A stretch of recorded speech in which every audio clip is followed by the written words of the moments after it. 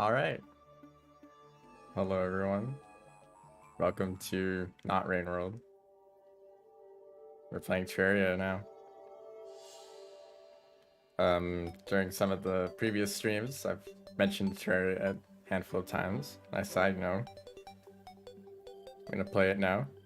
I've wanted to stream this for a while. And for a while now, I'm going to be doing some Terraria streams and some Rain World streams. Because there's only so much to do in Rain World. So I'm not going to be streaming that forever. So I'll kind of slowly transition into other games, and I figured Terraria would be a good one to start with. So hello everyone. The screen might be zoomed down a bit too much. I can like change the zoom. So let me know if you want that to be changed. Also the volume. I don't know if that's going to be all right with the new game. Of course, I have to like figure out all the settings. So let me know if everything looks and sounds all right. So yeah, we're just going to get started with this. Wait, actually, let me change a few things.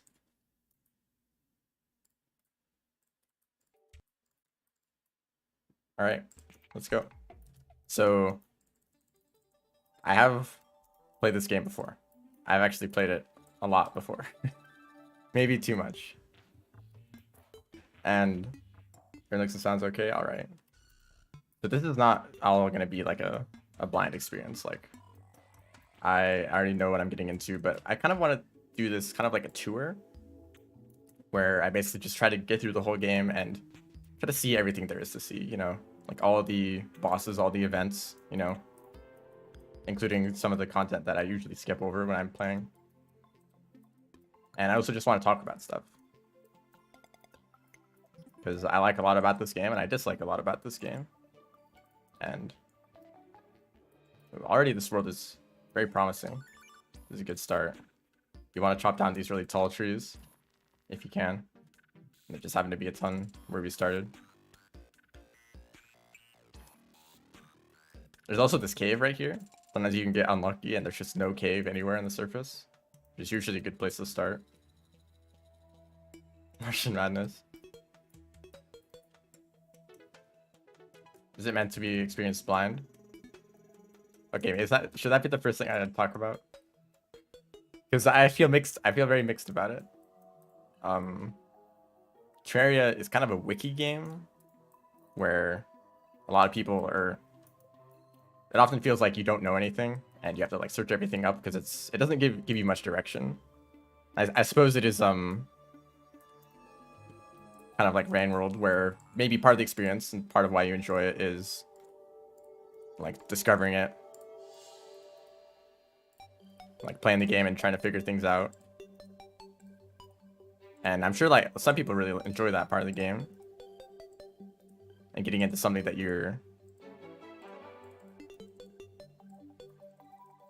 that you don't know anything about and that you get to explore.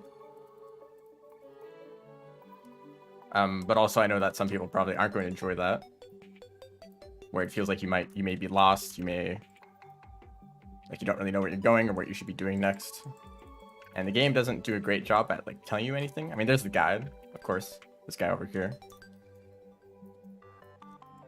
But I noticed that a lot of people kind of skip the guide completely. They don't even talk to him. I don't know why. Inventory larger than 4. Yeah, look at this. It ends up being actually a pretty small inventory though.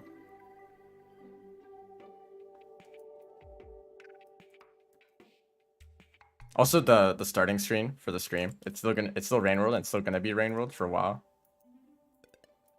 There's actually another cave right here. I have plenty of wood for now.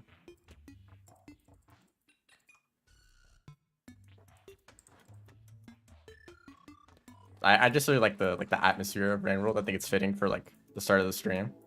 I don't know if I want to create like a new starting screen for like every game that I play, but ideally, I would create a new one or one that kind of just fits every game. Not every game, but just kind of fits the stream, I suppose.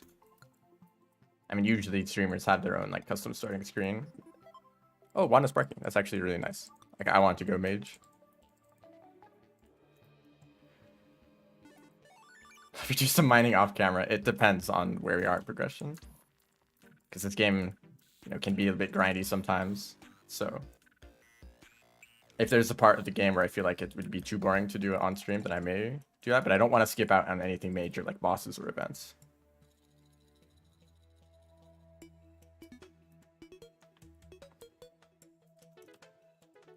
I already forgot that I'm using this weapon. Grindy early game. Actually, I really like the early game. Maybe that's like an unpopular opinion, but I really enjoy the beginning. It's so like optimizable. Because if you know what you're doing, then you can really like get going quite quickly. There's a bird up there.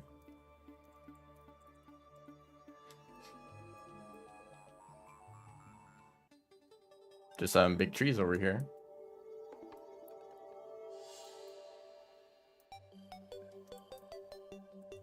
That's like an interesting part of this game. You can always like skip some progression if you know what you're doing. Like in the beginning, you technically could go and like, oh, fish stuff. I guess I'll use this for now. And the guy can move in here. Oh, missing a wall. All right, whatever. Maybe it doesn't count these as like placed walls. Finding diamonds is key for mage? Not for me. You can find like some alternative weapon. Actually, I don't think I want to go underground just now. I usually prefer to like stay closer to the surface for a while. Also, gnome.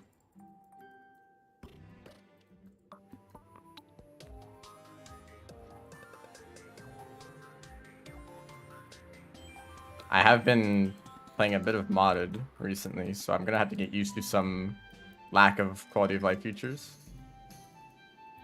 Usually placing a torch through a wall. That's like a little tip. You can, if you're like in a dark place, you can put stuff through walls, or put torches through walls to see better.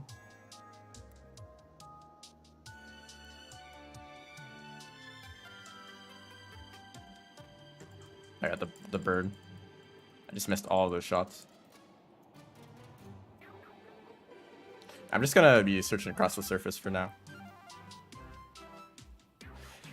Also, for all the streams that I do of Terraria, I'm gonna be try to go through it quite quickly. I mean, I said that I wanted to pretty much do everything that there is to do in the game, but I'll try to get to all of those things as quickly as possible, because I plan on playing vanilla Terraria, so what I'm doing right now, and then some mods, maybe 3 different mods that I want to check out, and doing like 4 playthroughs of Terraria would take forever. I mean, I suppose like if you all enjoy watching Terraria, then you know, it would, like, doing that many streams wouldn't be a problem. But I would rather get through it quickly. This guy's being annoying. Also, I already forgot about the weapon that I'm using.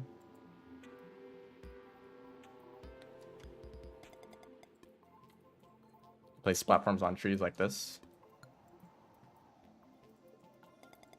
It's a very good game. Yeah. I'm glad you're excited for it.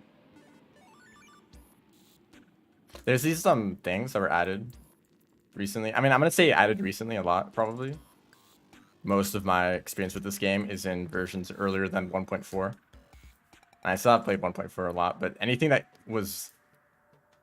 came out in the 1.4 update, it's gonna feel like a new thing to me, even if it's been out for years already. Like, oh yeah, that thing was added in a recent update, but no, it really wasn't.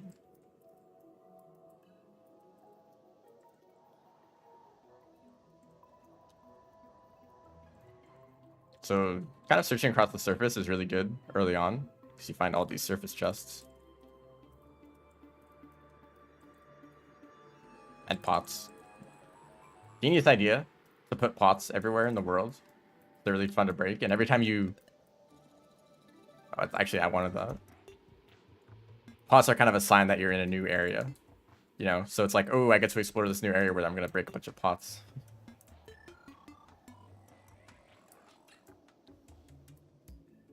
And also, we've been staying in the overworld, or the regular biome, for a very long time. I expected to run into like snow or desert or anything really. I guess I can do this. Usually you come across some sort of different biome after going this far.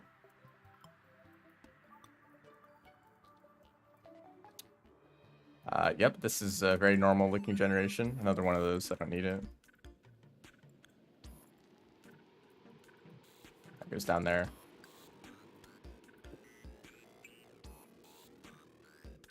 Don't want that.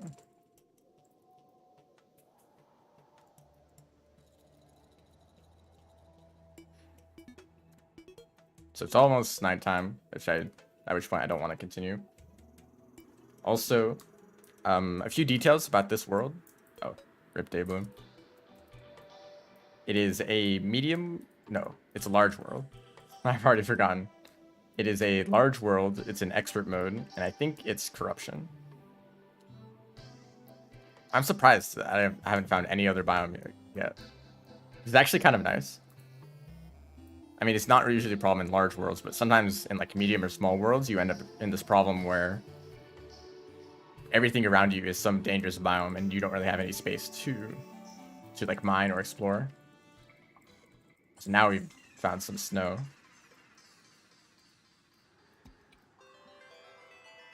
But I think actually at this point we're gonna head back. We put gel in the ammo slot to save one inventory space. What's a corruption? Also, I want to assume that you all don't know anything about the game. So I'm going to be like explaining things and kind of going through it.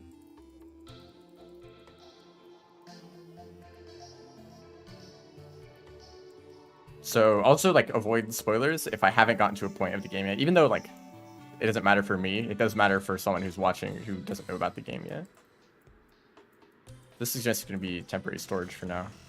And maybe I haven't been doing a great job at explaining anything that's been happening up until now. I've basically just been looking around across the surface to pick up random items and chests. Torch god. This umbrella is a weapon for some reason. Not like I'm going to be using it. Maybe in case it rains. Ah, rain world reference.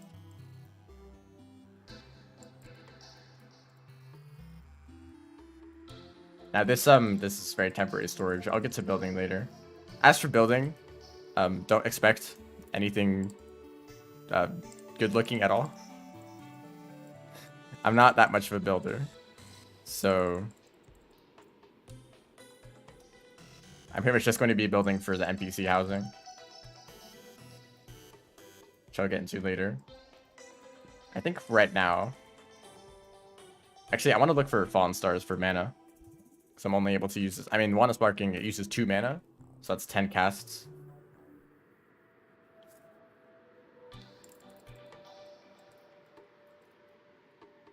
I find that Wanna Sparking is actually like a usable weapon. I think they buffed it at some point, maybe 1.4 or after that, but Wanna Sparking used to be like the joke, like really bad weapon after the Copper Short Sword. And now it's like actually kind of a decent starting weapon. So these fallen stars, they are stars that fall. Yep, very, very good at explaining things. You can use them to craft mana crystals, which increase your max mana capacity. Right now, mana isn't really that much of a problem, because any enemy that you kill with a magic weapon has a chance of dropping out the like little star things that you can pick up that restore your mana. So that's kind of been that's what I've been doing, like killing an enemy, dropping a mana star, and then picking up and repeating. Later, I'm going to have to find some solution to maintain mana. I totally missed this. I don't want that. Also, something funny about something that I'm going to assume will happen while playing this. Terraria is the kind of game where if you play long enough, you kind of develop like certain habits or things that you like to do in a playthrough, which varies between players, of course. That's nice to get. And so the way that I play the game is very different than the way that anyone else plays the game in a bunch of small little ways. So if you are watching the stream and you've played Terraria a lot, you're probably going to disagree with some of the things that I do. Or you're going to be surprised by some of the things that I'm doing because you don't do them.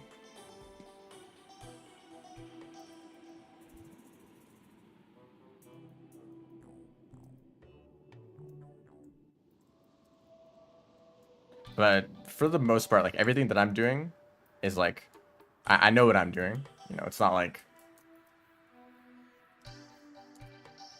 if I do something unoptimally, it's mostly just because I don't care about the correct solution too much.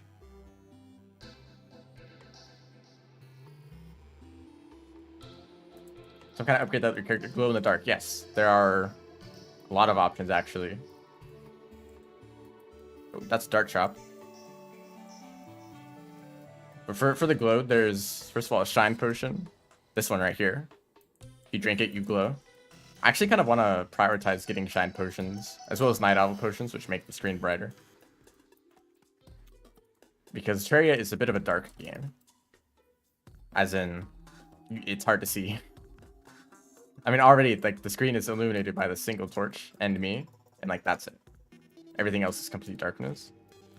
And it's a little bit annoying, personally, that you have to, like, spam torches everywhere to be able to see in caves. I suppose it makes sense for caves to be dark.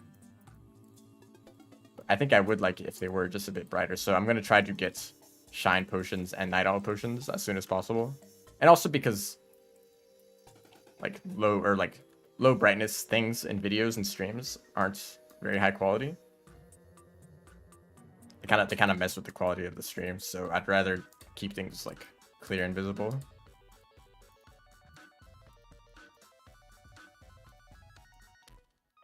We're going to be doing some mining, as is required for any like sandbox survival game. There has to be mining. It's a little bit slow in the start. Actually, that actually worked. I guess you can cast it underwater. It doesn't really make sense because it's shooting like fire, but whatever. So mining is like one of the reasons that people don't like the early game. Like it's slow and it takes forever to get like anything, like especially armor. It's very expensive. I have ropes. Like, if you want a full set of gold armor, you're going to have to spend a long time mining. But I have a bit of a tip for that. Just use bombs.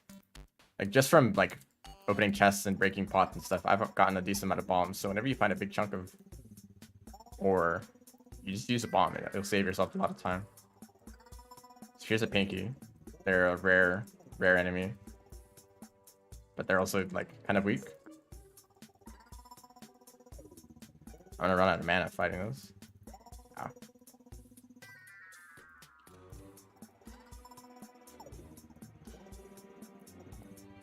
Yeah, there's like other items and as well as like pets that follow you around that will light things up.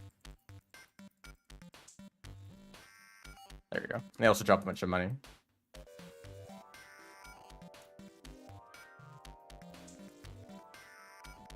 Use wood armor. Yeah, it also depends on your skill level, right? That's something really nice about this game. You can kind of choose your difficulty by preparing for like a difficult boss fight. So if you aren't very good at a boss, you can just go and prepare for it, like get like better armor and equipment, better potions, and eventually the boss will be easy enough to defeat, right? But if you're very familiar with the boss, you can just go in with no equipment at all, or like very weak equipment for that like the level in the game that you're at. And then if you defeat that boss, you can skip a bunch of progression because that boss will drop items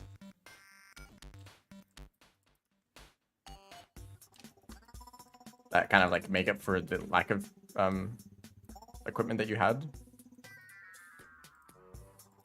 So this is what I was talking about. This big chunk of silver would take a little bit to mine. You just use one bomb. Also, that's a boulder. So there's a lot of traps in this game. Activated by a pressure plate. There's one down there. If I stepped on it, the boulder would fall on my head and kill me instantly. But I've gotten pretty good at noticing traps. There's a gem tree over here. A lot of stuff just happens in this game. I don't know if I want to explain everything. Like, oh yeah, there's just like a tree made of gemstones down here. Just like don't ask any questions. Actually, ask all the questions you want.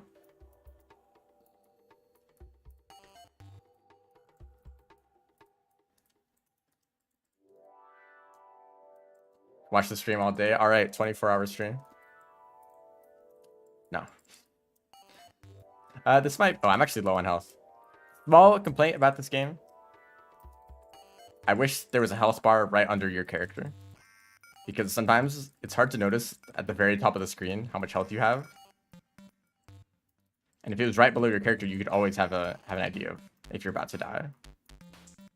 Because, I mean, I guess you kind of have to get used to looking at your health. But it'd be nice if it was just like right there. Like, oh, I'm at like 50% health or I'm at 25% health.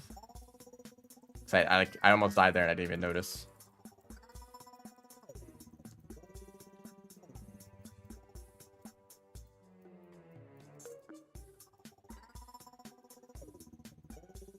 Now I decided to play mage, which means I'm using weapons that deal magic damage and require mana to use.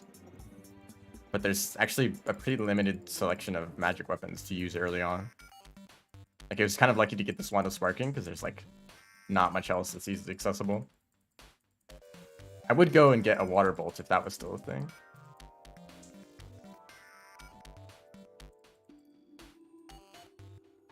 I don't really remember what other options there are for magic weapons early on. There's some gold up there.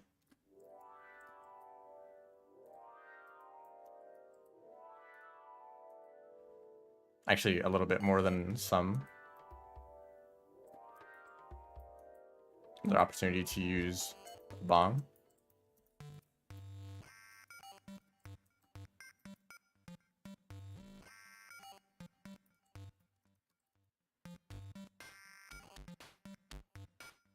Now, Terraria has many different stages of movement. Because right now, I don't have any upgrades that improve my mobility. It's just, you know, walking, jumping, all that. But there's still ways to move around. Like, I've been using these platforms as platforms and these ropes. And getting good at using those. Oh yeah, gem stabs. Ow. Ow. I did get a few emeralds, but not enough yet.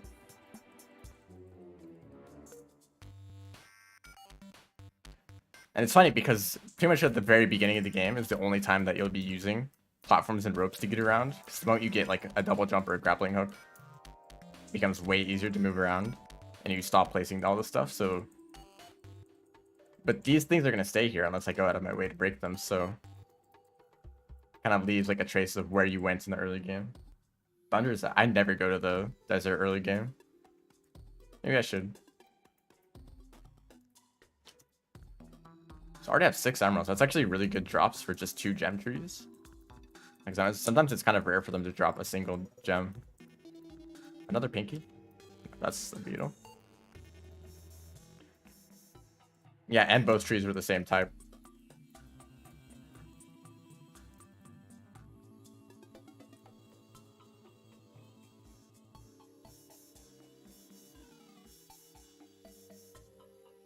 Gonna be attacking these guys from above. I actually dropped something that I'd like to grab.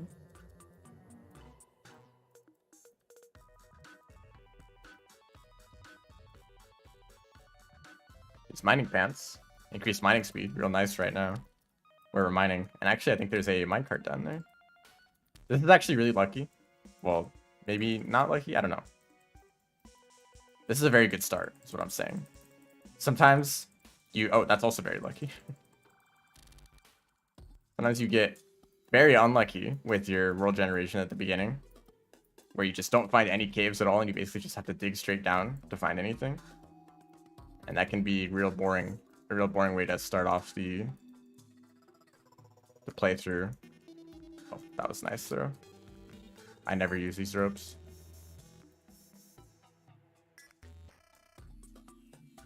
Try to reach that, yeah.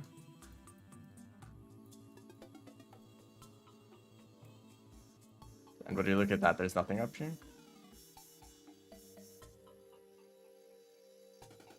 Turn Wizard banner. I'm not doing 100%. Is that even something you do in 100%? Get all the banners? It kind of sounds awful. Also, getting these minecarts is really, really good for early exploration. So you can basically just explore like a bunch of the underground through these. Actually, before I mine that,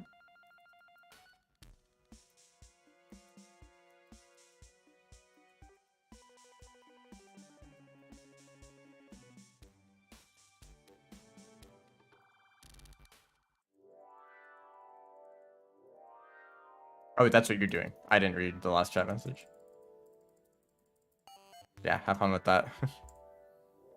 So, workbench, furnace, and anvil. Basic early game crafting stations. Just make some bars with what we got. Not enough for a pickaxe just yet.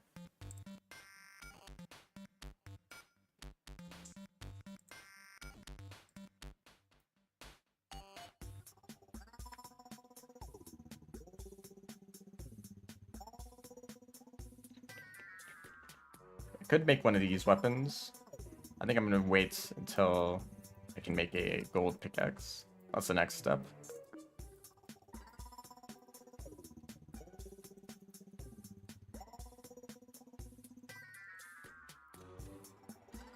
Put minecart.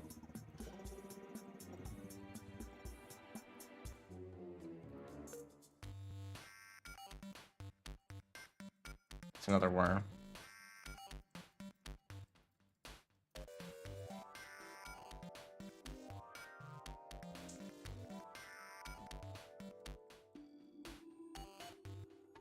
Thought the worm would come up here.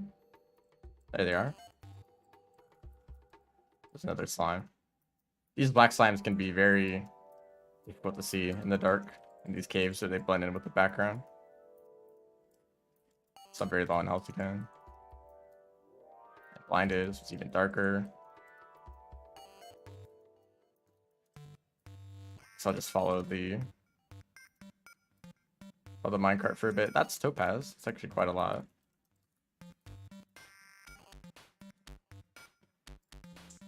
Make a sticky bomb for that. There's some guys down here.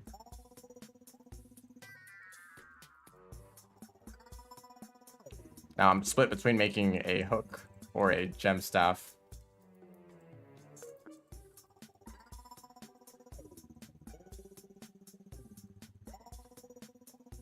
If I do get enough gems. I can also use the grappling hook. Actually, I think I was gonna do that earlier. So this actually is just one topaz below how much I need.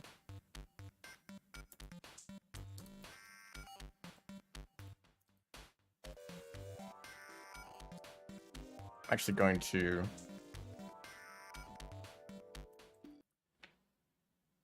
can't game sound effects off. Hello? Shouldn't. Can you hear it?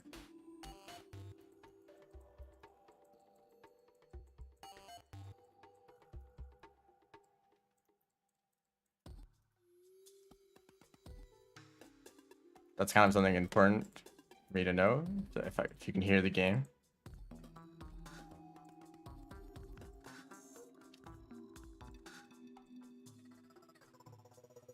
It should work.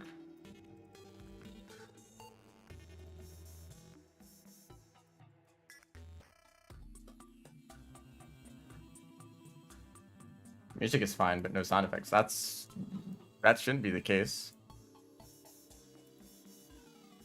Because the music is actually quieter, unless it's like too quiet to hear. So I increase the sound effect volume. If I do this, you hear it fine here.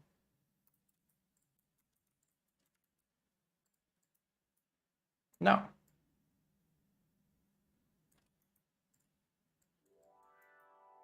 That's very bizarre. There's music but no sound effects. I tested the audio and I saw that it picked it up and I was like, okay, it works now.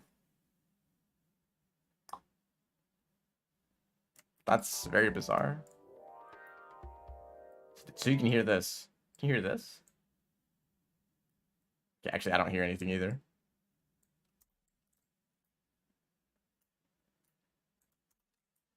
Huh.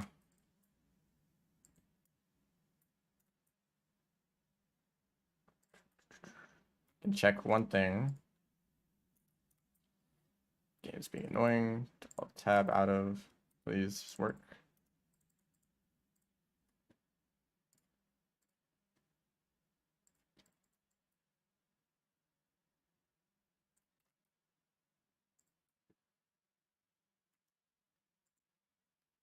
Also, if you ever like can't hear something, I'd like you to tell me immediately.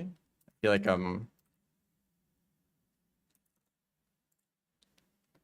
something kind of important.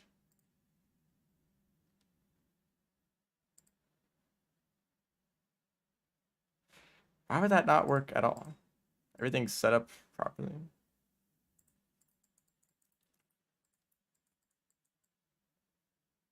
And then just music?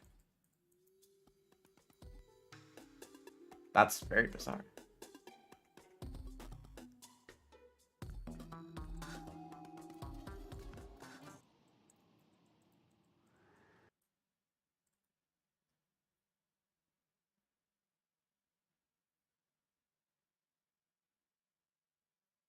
Personal preference, just turning off sound effects.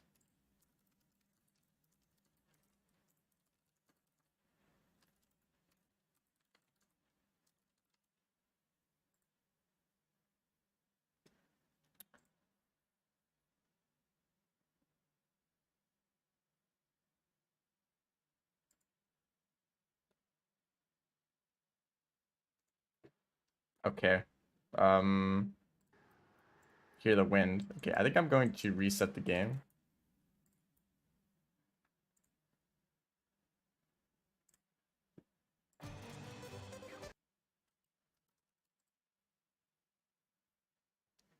That's very strange. The audio should just be the same thing across the whole game, right? Noise suppression. There shouldn't be any noise suppression on the game. Unless there is. That'd be strange. Nope.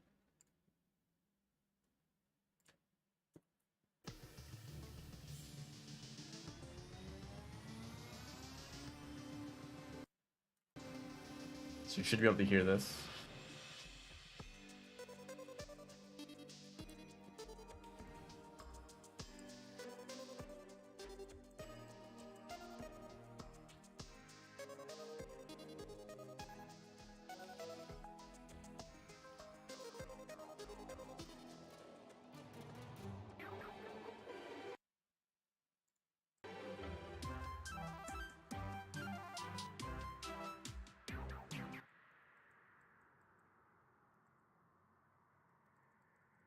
That doesn't work.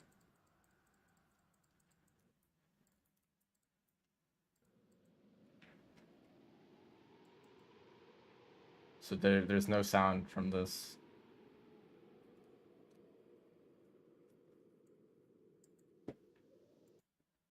Hmm.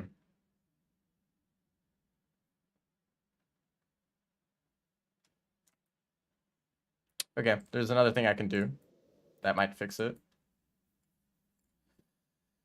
Let's write these problems.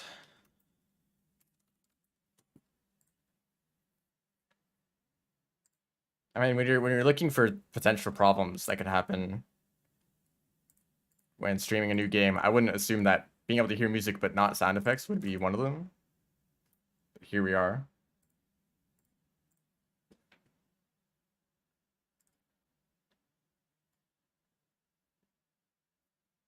So now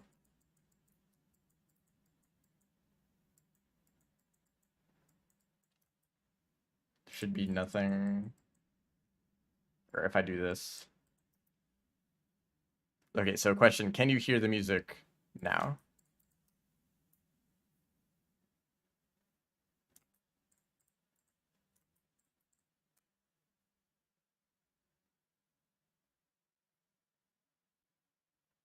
No. Okay, that's actually a good thing.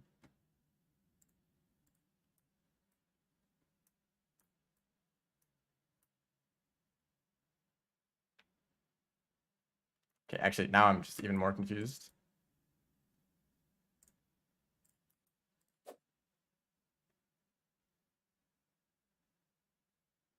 Or how about this?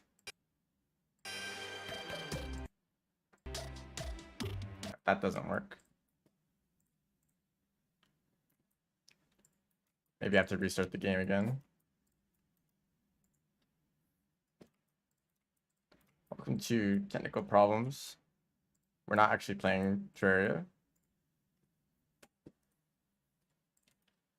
I mean, hearing the music doesn't really mean anything if it's the sound effects that are a problem.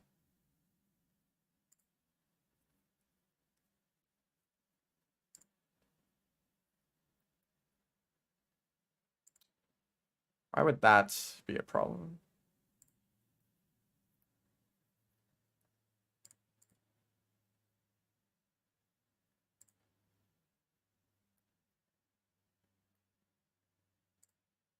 Maybe if I do this? No, I can't.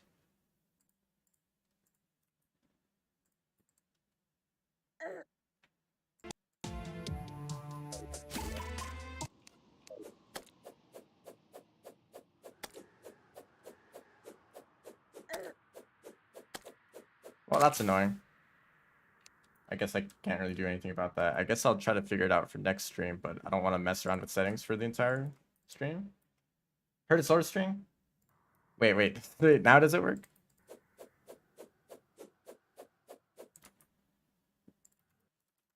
I'm like giving up and something happened.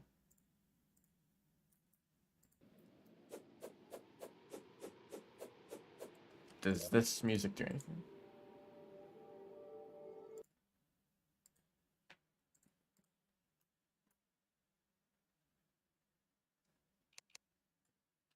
That's incredibly bizarre. So, okay. Now, you should be able to hear music and sound effects at the same time.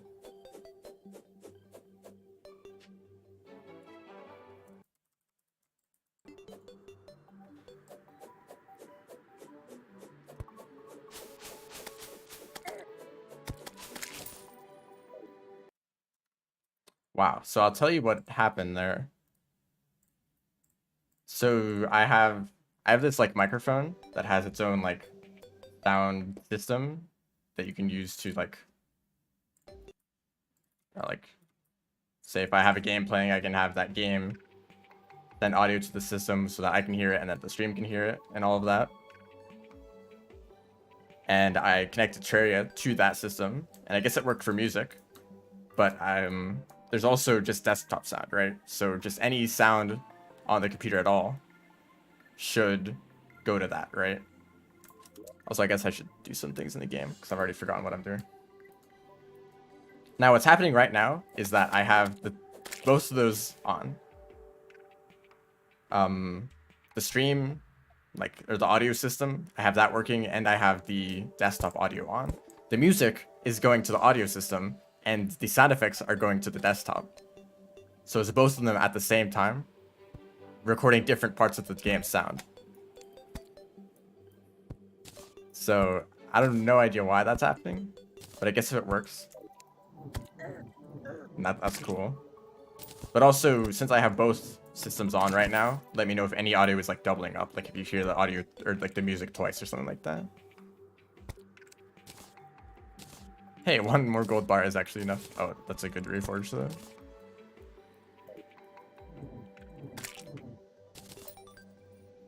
So I guess we should just get back into game. Let me know if there's any other problems though. I guess I'll make lead armor for now. So I already have the mining pants. Just throw some random items in here. Topaz, right? I don't think I can make anything with topaz because you need tin, right? Yeah, I don't have tin. But I do have a grappling hook now, just the default one.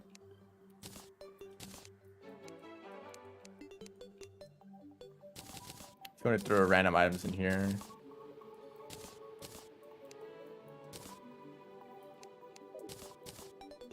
I will organize this a little bit more later, but for now we're just going to head back down.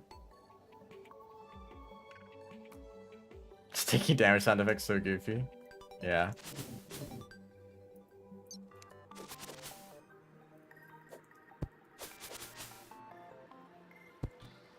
Oh, I guess, yeah, now you can hear sound effects. Also, grappling hook you can use for movement. Actually, one part of the game's movement that I really like. Getting used to how to use this grappling hook to move around. It's nothing like Saint's Tongue, for example. It's not like momentum based. It's just like you grapple to a point and you're immediately flung to that position in a straight line. But you can also use it to like build up speed in some areas. Also, hello everyone who has joined the stream recently. I'm sorry if you joined while I was dealing with technical problems. Also, now I come across this massive chunk of gold. That's cool.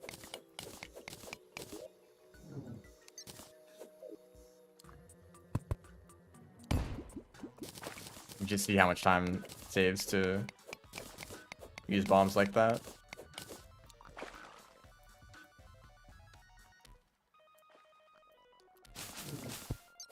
It's easy to forget that you have a grappling hook right after you make one. Kind of have to get used to like default movement for a bit.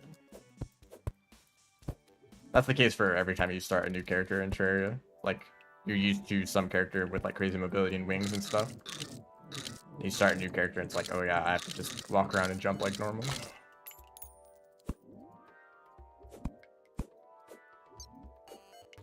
However, this grappling hook is not very good to start with. I should be able to mine this. Yeah, Demonite.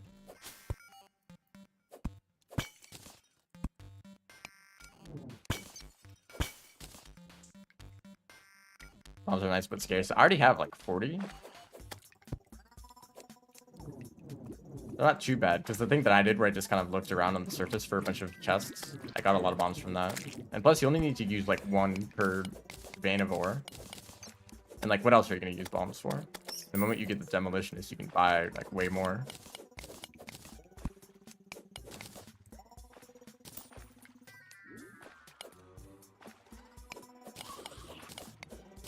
Listen, you don't have something to place a torch on.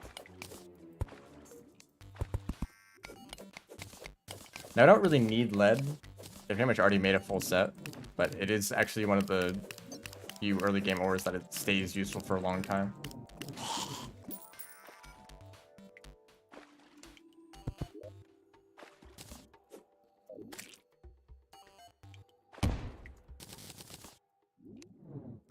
Oh, slow down, dude. Now, it is nice to have this weapon, but it does not really hold up against some of the stronger enemies. Out of mana. You guys are actually pretty dangerous in expert mode.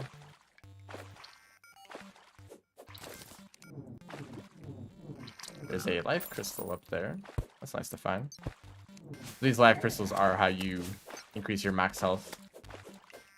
Have this bunch of bats guarding it.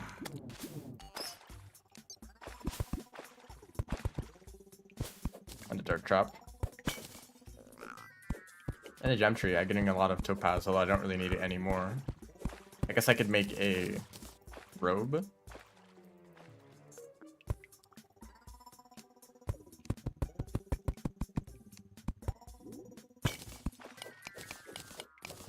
Early game magic armor. Although I'll probably just go for, actually, yeah, this can mine a meteorite. I'll probably go to the corruption, get a meteor to fall. That used to be a pretty fast way to progress in the early game, to immediately rush for the meteorites. Although since you can no longer mine them with bombs, that is not really as good of a strategy as it used to be. You need to get at least a gold pickaxe. Also, I might die here.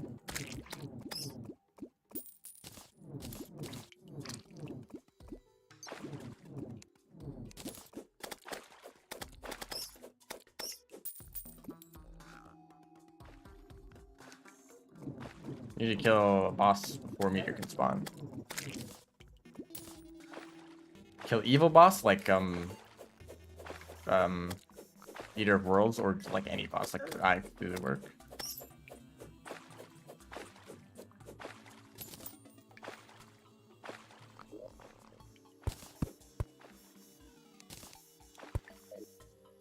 I'm not going to be as familiar with changes made in recent updates. Eater Brain, okay.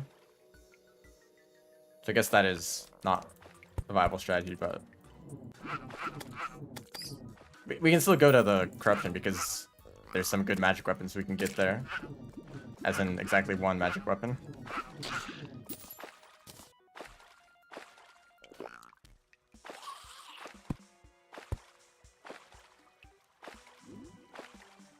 A lot of these salamanders.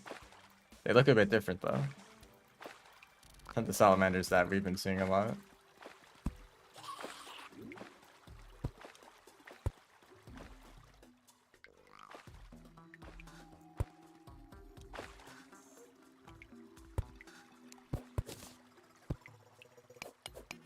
Here's a boulder.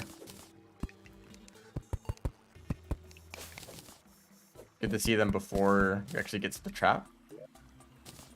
Also, the slot crystal I forgot to use.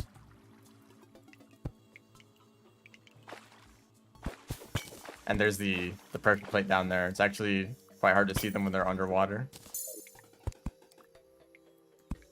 So little tip, when you have a torch out, if you have smart cursor on, which is what lets you mine like this automatically, and you click and you just don't have the mouse like near the player, you will just automatically place torches like this, where they're like evenly spaced out.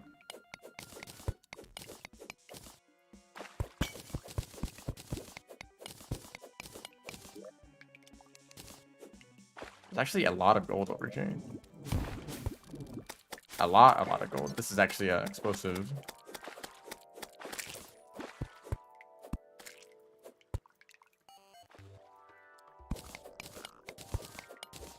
The dark right now. I'll try to keep things illuminated so you can see what's going on. I've kind of gotten used to seeing stuff in the dark. There we go. In case like I don't have time to place down a torch, I can just like still do things.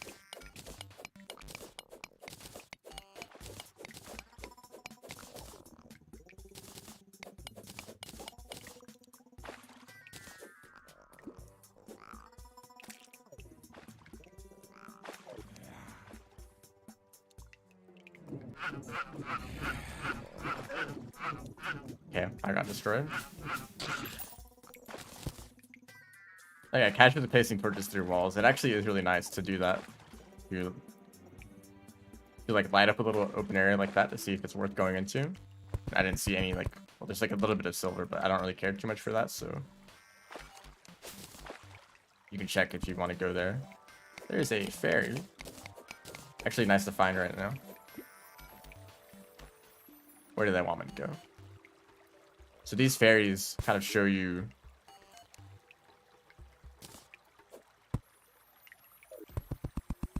the location of something valuable. They are bringing me somewhere that I cannot follow, so I'll have to just tunnel through the... We can go here. Copper, lead, silver world. You know, I still think of them as like the original ore and the new ore. Even though I think those new ores were from 1.2.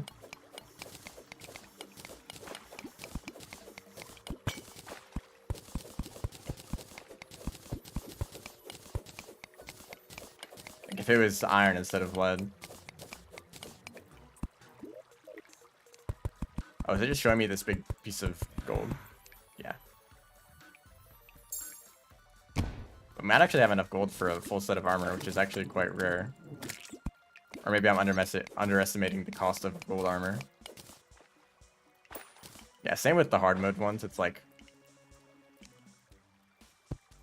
Now, usually the new ores are more... They're just stronger. But I think that there's also a chance that they are more common in the world. That might just be true for the hard mode ores, or not true at all. I'm not sure. Also, I keep forgetting about the grapple hook. If they spawn less, yeah.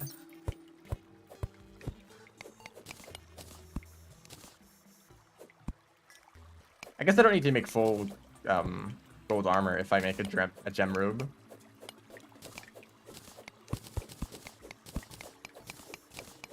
Class, I'm playing mage, as you can tell from my Wand of Sparking. Very powerful weapon. I'm mostly, okay, the main reason I'm playing mage is because I really like the magic missile type weapons. I love the way that they reworked them in 1.4, I believe, is when they were changed. The way that they're like homing and have the AoE explosion. The magic missile and its upgrades are some of my favorite weapons in the game now. And then after that, there's like some cool things here and there. But that's the main reason. It's also cool to have a weapon type that has multiple upgrades like that, so you can use it for a longer time throughout the game.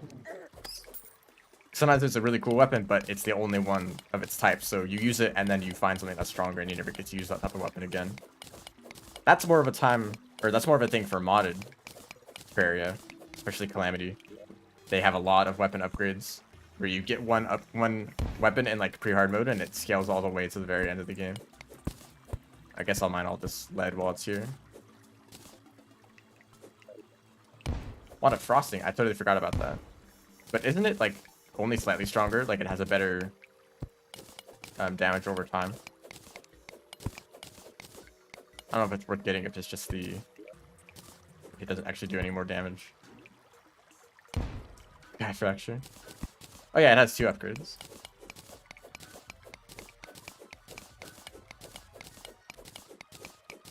Yeah, Mage is probably... Well, maybe... Yeah, Survivor.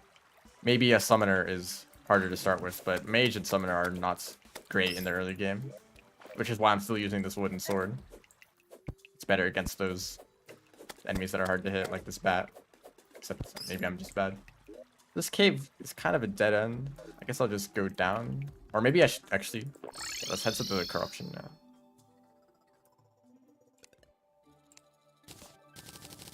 I can make a lot of gold.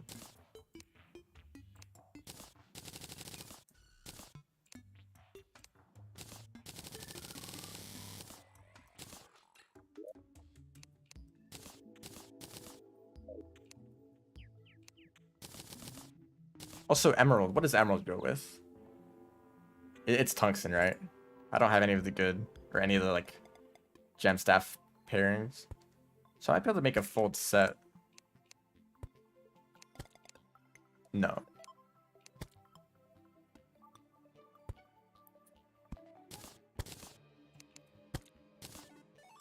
Well, I'll make that in preparation for getting a gem robe, which I don't remember how to make.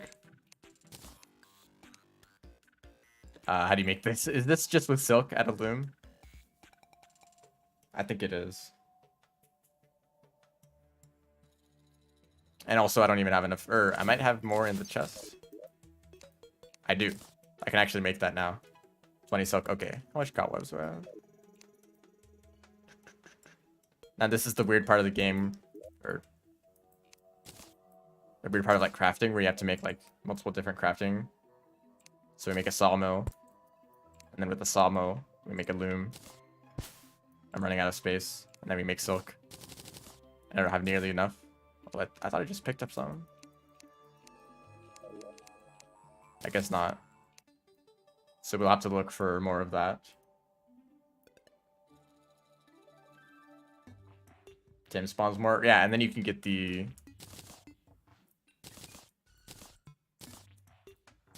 like the set bonus. So I guess I should just some of these items away.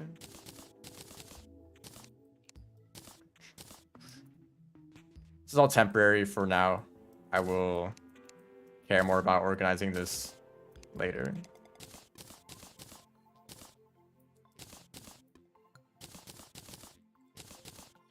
For now, let's head to the corruption. I used to have a rule for myself where I would only go to the corruption if I had a grappling hook.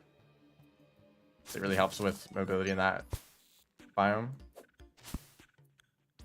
It's way too expensive. Honestly, I forgot about the robe requiring silk. So I wasn't paying too much attention to collecting it. Collecting cobwebs. But I will now, and I head back underground.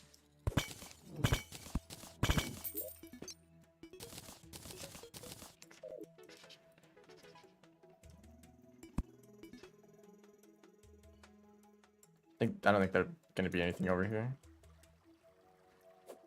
It probably goes further. Let's keep going up though.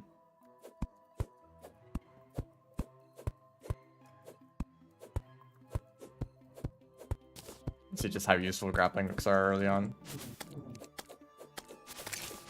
Also, if I wanted to get the upgraded wand of sparking, I'd have to go all the way over here again, because this is where the snow is.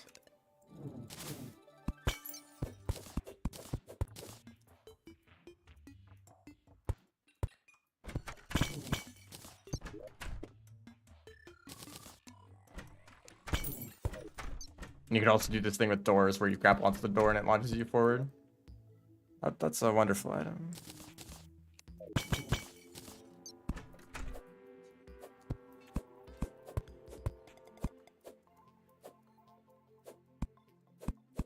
Not really used to just how short the default grappling hook is.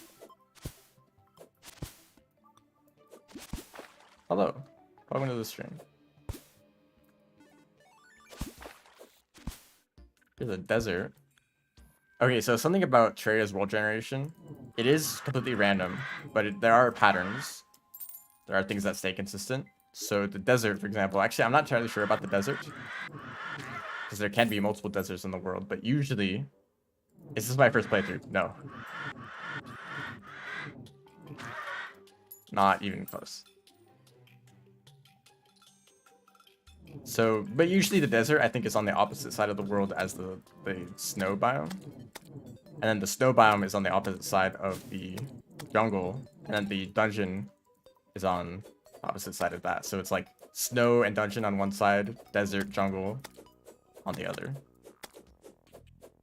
And it's nice that there's patterns like that, because you can kind of make predictions about the world before you explore the whole thing.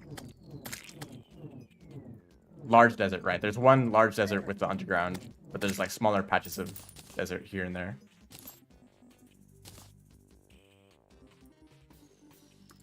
I got the hook from a skeleton dropping the hook item, which I combined with chains to make the grappling hook item. Do you start with the grappling hook in journey mode? Oh, that's nice. Also, I totally forgot, but there's this thing you can do where you use the housing to search for a pyramid. So when it gets to the pyramid here, the room is too big. That's how it detects if there's a open space down here. I forgot to do that for the earlier deserts, but I guess it doesn't matter now that I see it. But these pyramids are not usually exposed to the surface. Go straight for one of the jump hooks. I usually do too, but I got like 14 topaz and 14 emeralds. And you need 15 to make one.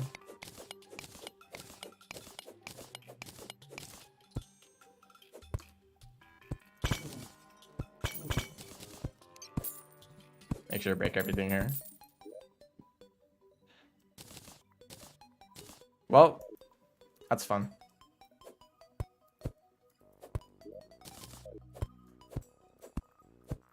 We all knew it was gonna happen. Will I not see any desert shots? I suppose. Ow. There is a use for these items, although I don't know if I'll be doing it in free hard mode. It's gonna take a while.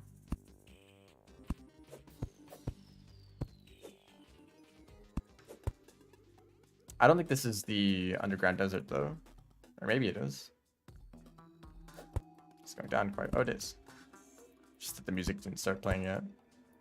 I guess I could look at this for a little bit.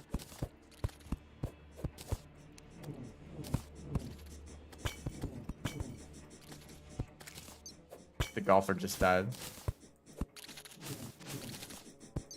But he was close to a chest.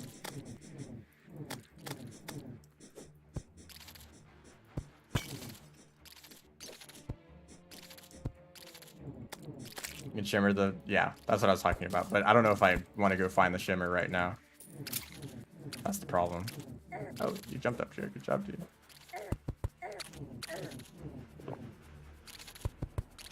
Oh wow, the one block gap they made it through.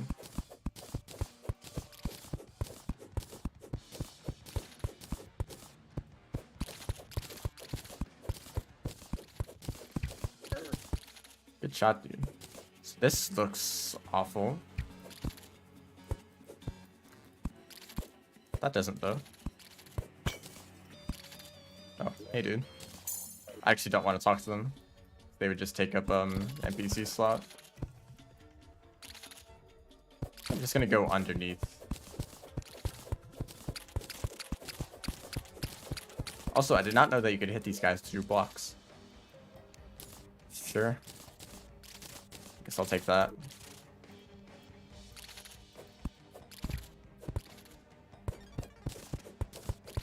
Yeah, Underground Desert is a bit of a step up in difficulty compared to other underground areas. Which I think is kind of strange because I always saw the Underground Desert as kind of like the first, or maybe like the second underground area you would go to. Like you'd start in like the regular underground and then you'd go to the desert, right? But I feel like the cactus and all the antlands makes it too dangerous. Yeah, there's a lot of items that I could have gotten that would have been better than this. But that's just how the game is. I remember when I said I was going to Corruption? I still haven't found the Corruption yet, which is actually kind of good. It's nice when it's far away from your spawn. But I would not be surprised if it was right here.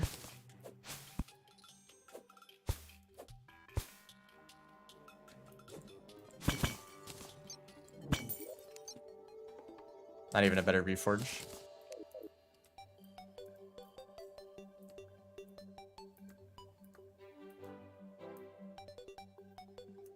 Until 1.4, yeah, they kind of buffed it a lot. I see an opportunity down there.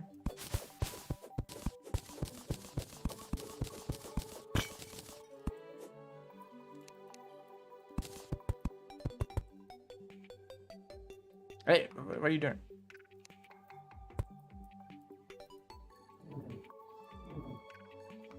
Oh, can I not do that?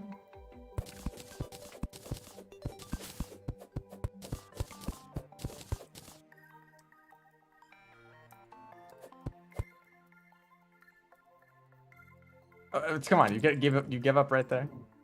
I might have to hit them, keep them aggroed on me.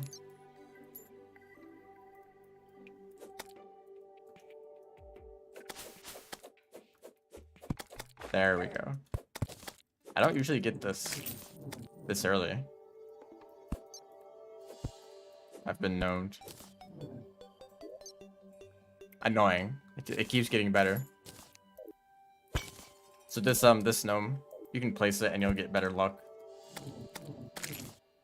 Which is kind of a strange mechanic that they added. You have this luck stat which kind of determines like a bunch of things like drop rates and honestly, I don't even know. It's just like good luck is better in most cases.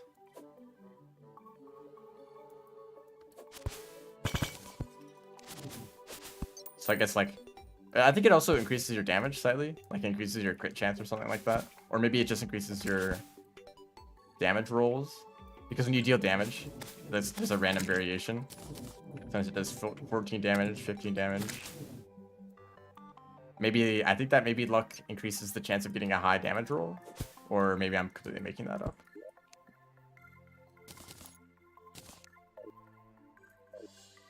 Biome torches, yep.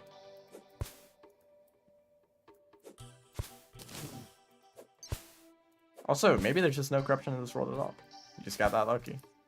It'd actually be very unlucky. I don't think that's even possible, though. There should be, like, a guaranteed corruption. Okay, I'm just gonna break that block. You know, I could have gone underneath the whole time. Then now we're at the jungle. What is this world?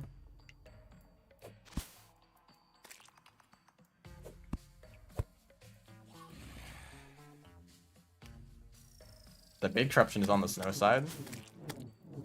I didn't know there was a big corruption. I just kind of assumed that there could be a corruption anywhere, really. And that their sizes were also kind of random. Oh, yeah, thank you for that. Probably get a better melee weapon.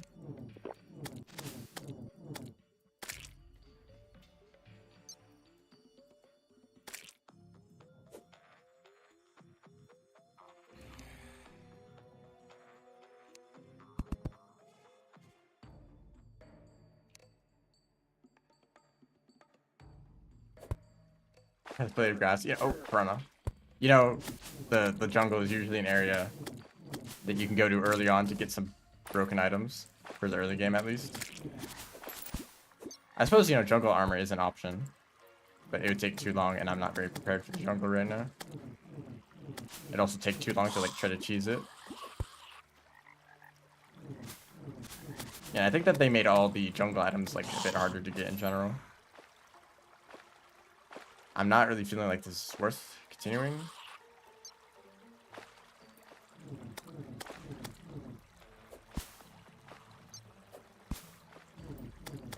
Yeah, and let me get the blade of grass for my mage.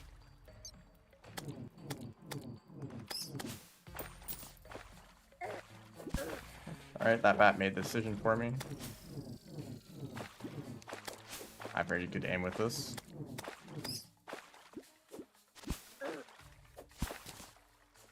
Alright, I'll probably die to the next enemy that I find.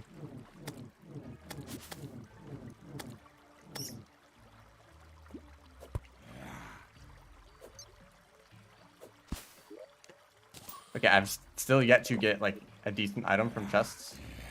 I guess I got the aglet.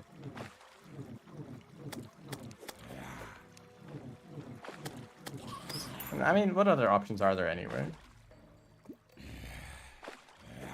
Will I die in this lake? Not yet. Yeah, I got enough, okay. I got enough, topaz and emeralds for a gem staff, but I don't have the right ore counterparts. Topaz requires tin, and we have copper. Emerald requires tungsten, and we have silver.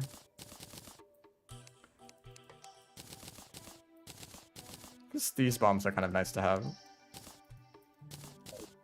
I actually want to run.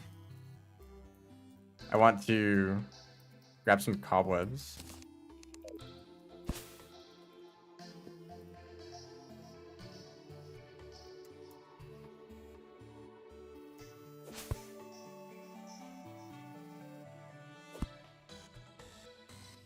Poor decision making. Have I built a house yet? No.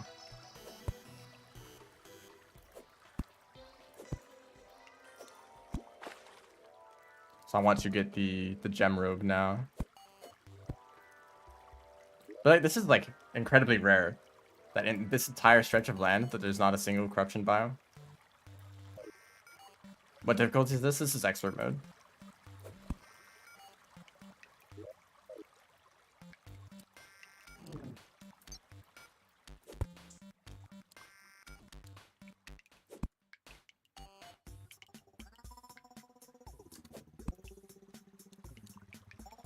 Yeah, I got most of the cobwebs down here. Nope, there's some. Not that unlikely. I've never seen this.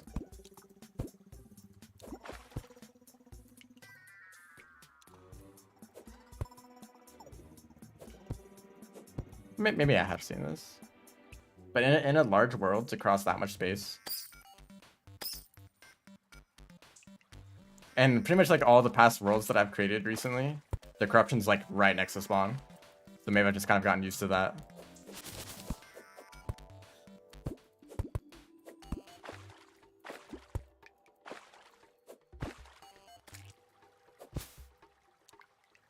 Master for the worthy.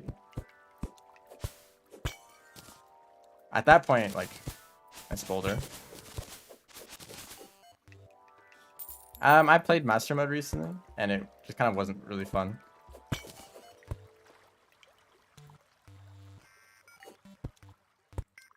I think it wouldn't be nearly as much of a problem if boss spawns were consumable. Because when a boss is, bosses deal so much damage and you're likely to die to them, then you end up having to grind materials for the boss summons.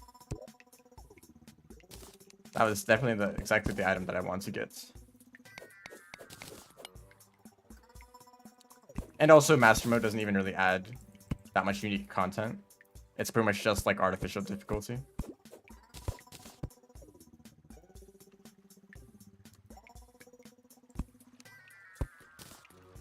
So expert mode is pretty much always the difficulty that I stick to. And you can always change the difficulty yourself just by the way that you play and how much you prepare for boss fights.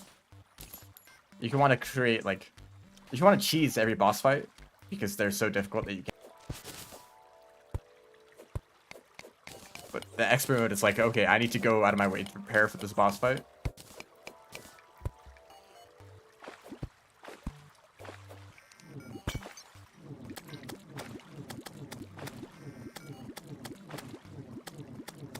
And lag.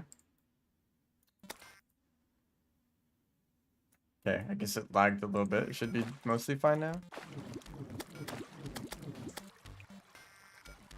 And now we... Oh gosh, that's so much health. Do I have grenades? I don't. This would be exactly the right place to use them.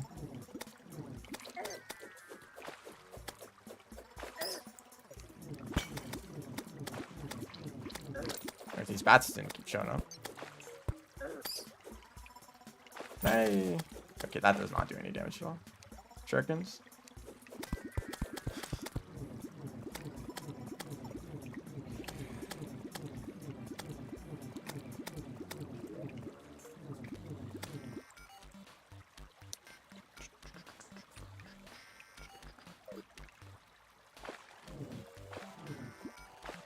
Hey, get back here.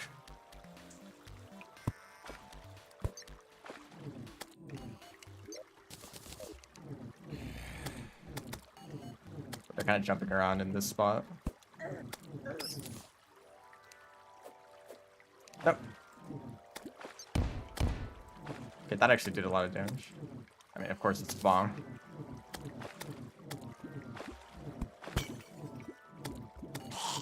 There we go. So that drops a metal detector. Basically tells me, hey, there's a life crystal nearby. That's cool. Thank you, game.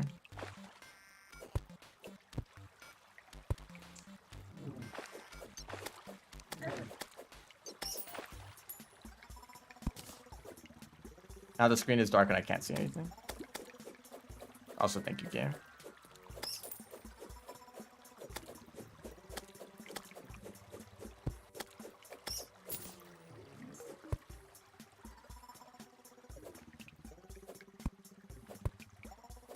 That's better.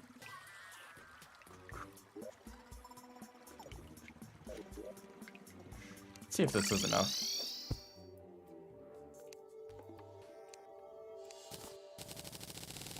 Okay, I think that is.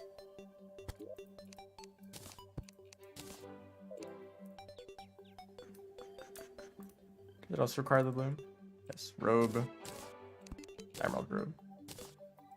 So this gives basically just a bunch of mana, which is really nice because I've not found that many mana or fallen stars.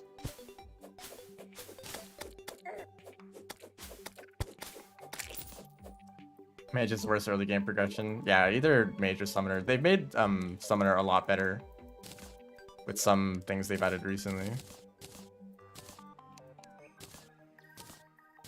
Like there's some, like a few more early game summons and armor sets. And they've kind of nerfed mage by making meteor harder to get. I still haven't gotten Hermes boost, which is honestly one of the main things you're looking for.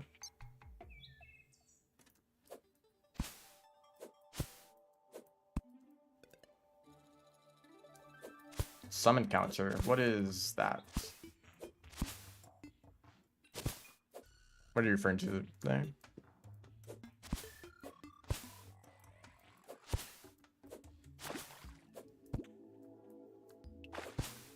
I did get a wall jump. Isn't that nice? Pretty much just as good as a moving like twice as fast, right?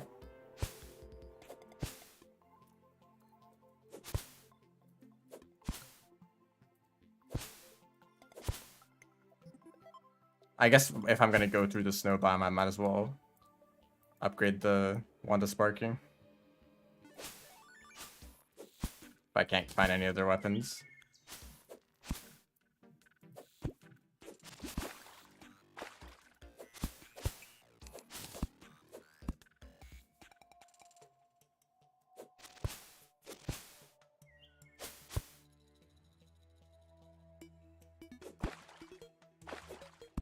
Pretty much the only reason that I made a large world because of the pylon system, where basically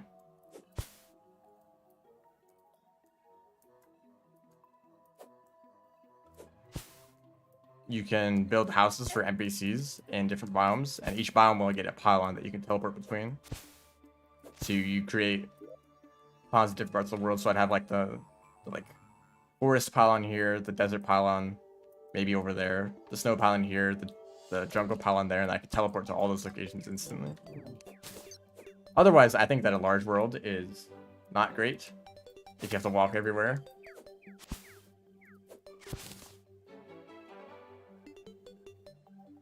Counter this as how many slots you have available. I don't see why that would be a problem to have in the game. But usually it like doesn't take too much time to check. Like you just keep summoning minions until you can't summon anymore. And it's like, alright, that's how many slots I have.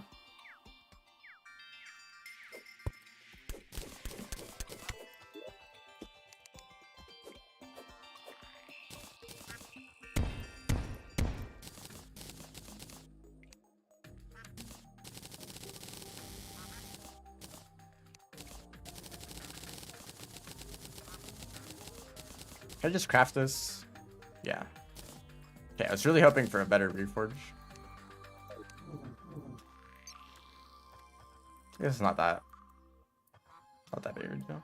I could have picked up more of these ones with Sparking and then have a higher chance of getting a Reforge when upgrading it.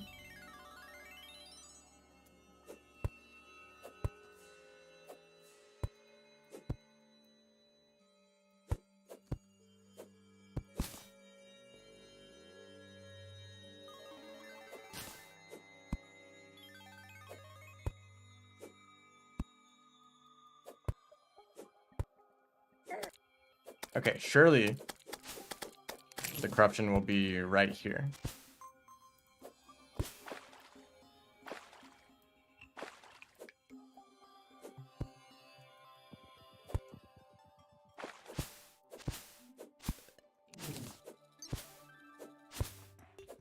Yep, corruption.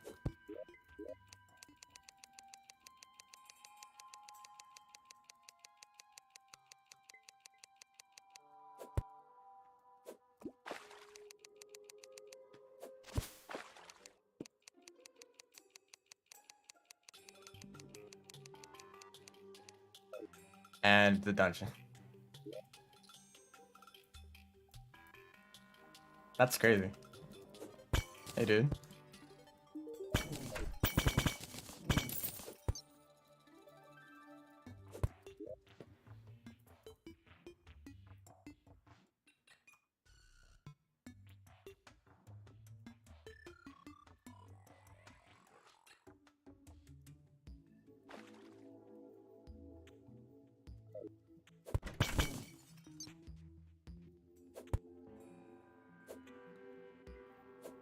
Found corruption yet? No, I have not.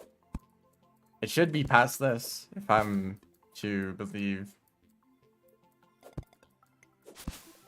that there's always corruption on the snow side of the world. Here we are.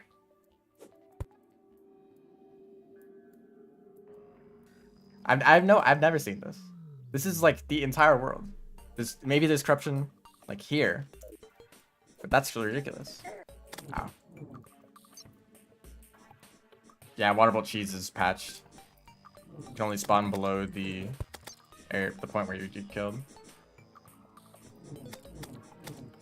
I guess I'll probably put the desert pylon like here so that I can warp to it easily. And now we check these tunnels to see which one's the right one. This is why I always like to have a grappling hook for these. Although you can also use platforms just fine. Ow. Yeah, let me just go down and take damage from that guy real quick.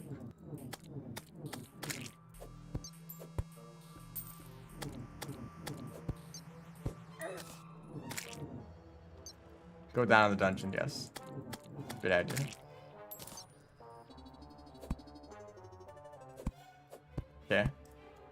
Not this one either.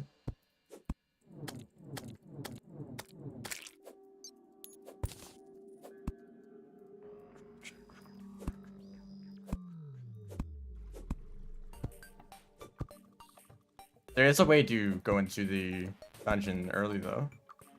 I will not be doing that. Okay, surely this is the one, right? Yep.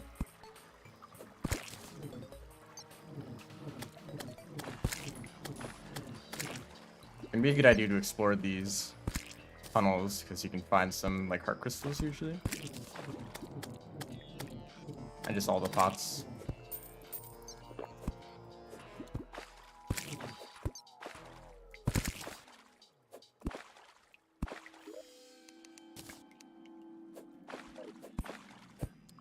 Could use a bunch of bombs or just that. Okay, I actually don't want to go down there while this worm is around.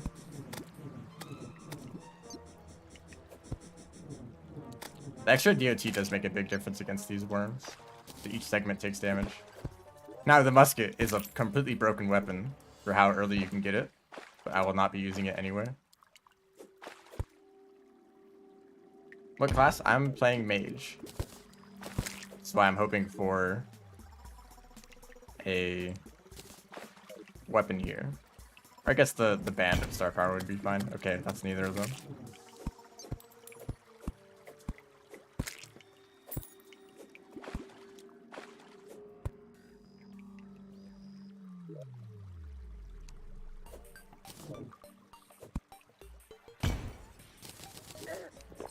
Hey, I got it. That's nice. So I think this is an upgrade. Also, no good reforges yet. A little surprising. Are you still here? Okay. Bye.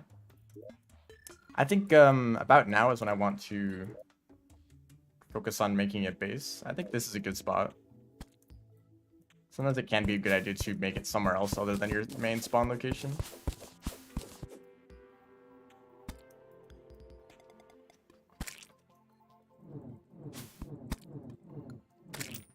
No battery forges, yeah? Yeah. That'd be the... I'd like to move these chests, but that's not a very easy thing to do. Now building. I'm not a very good builder, so don't expect anything other than boxes. It's usually what I end up making.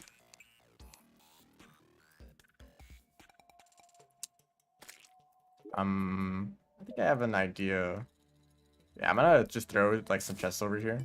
Not that one. Just throw it, just throw everything in here. Get a really cool pet if you enter the dungeon. Sure, that is correct, I guess.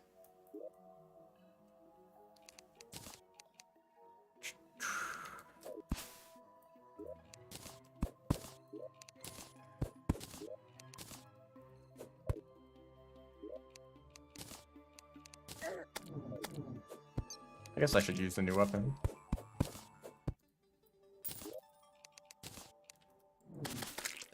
It's been a long time since I've used Valthorn at the very beginning of the game. Usually it's too late for it to be useful because it is actually pretty weak against anything other than like the very beginning enemies.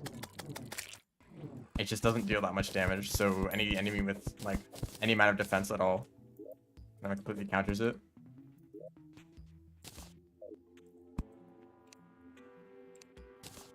Godly. Now is a great time for the good reforge. Doesn't even impact hammers. So actually I think I want to make this one block lower than this.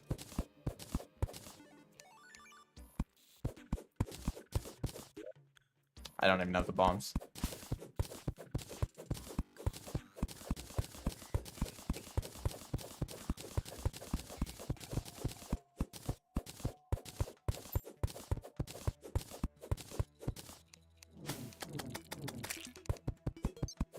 Maybe I should have made a better hammer.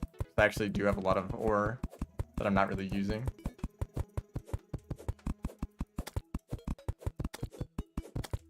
What? Okay, so here.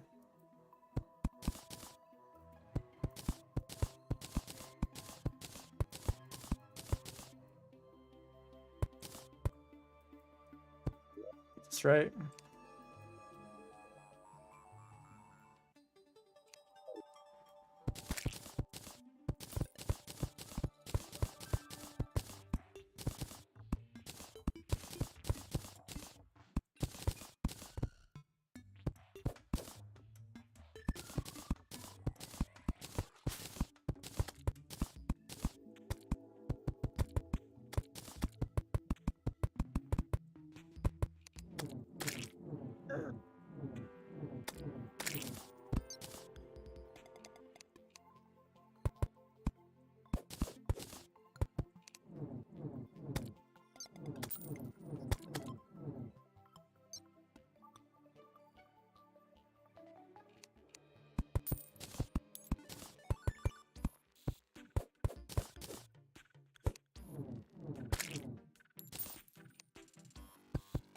How many hours do I have in Terraria? About 3,000. If you count modded.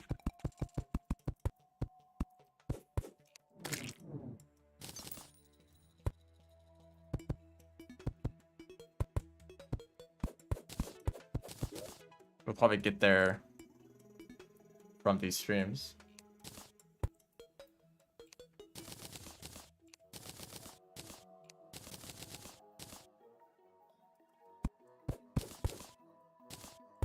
So this is pretty much exactly how every house that I build looks like. If I wanted to be really fancy, I could round off the corners. Like, oh, would you look at that? That's crazy.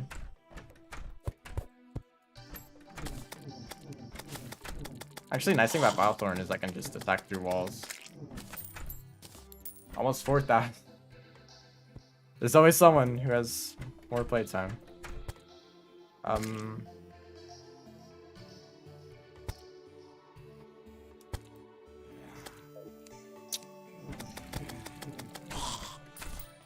Yeah, actually.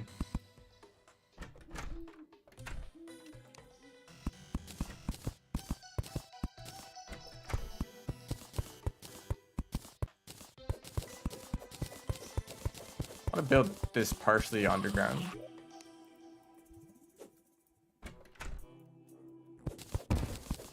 That was too high up.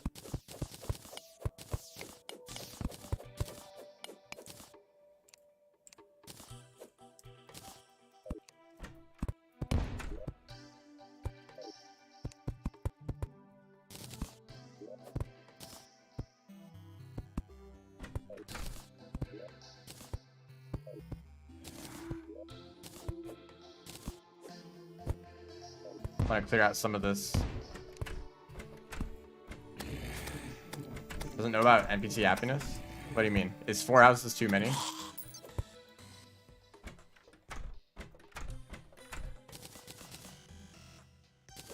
So I thought that for the forest that you can have one more than normal, because usually it's 3 NPCs per biome. Alright, well I don't really care. Like, what is there in the forest that like that I want to buy a lot from? Like, maybe the merchant that I'll buy like 3 things.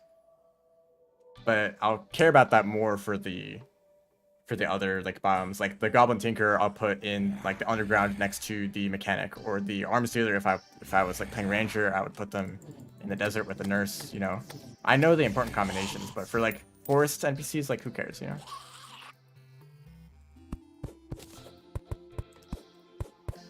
So I think 1 layer here, another layer here, and then 3 blocks, and then this is the floor.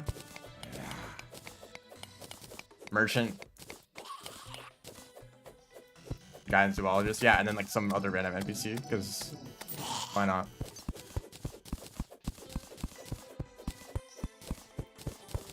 As long as they're happy enough to sell a pylon, then that's like good for me. Also, I don't know how wide I want to make this. Also, I just realized that this is not going to be lined up well for chests, but that's not too important.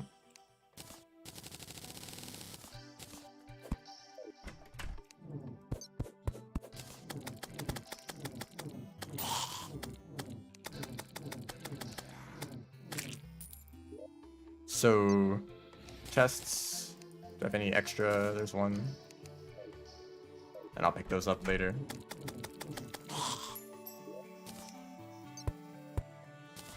So this will be the main like crafting station down here.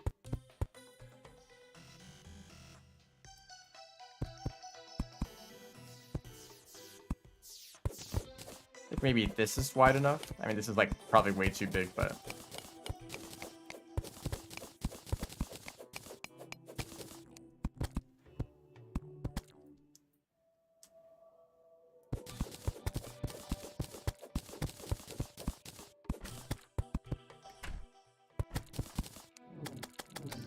yeah, of course I have to build this during the night, but actually that's a good thing, because then it'll be day by the time that NPCs will be able to come in. So how far is this? 14. Please get out of the way.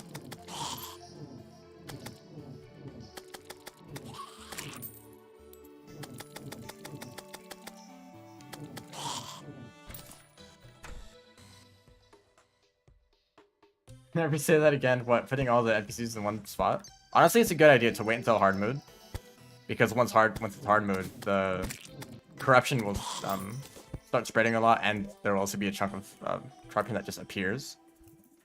And why are you standing right there, man? So if you build NPC, like some places for NPCs, and then there's that area is suddenly corruption, then you have to relocate that entire area. And also, it is a good idea to build a bunch of houses for NPCs to start with, because then all the NPCs are there. Even if they're not very happy, at least like you have them. So if there's an NPC where you just want to buy one item from them, you don't need to build like an entire like house to like entire like thing to maximize their happiness. If you just need one item, it doesn't really matter too much. So 14 to the wall. That's the okay.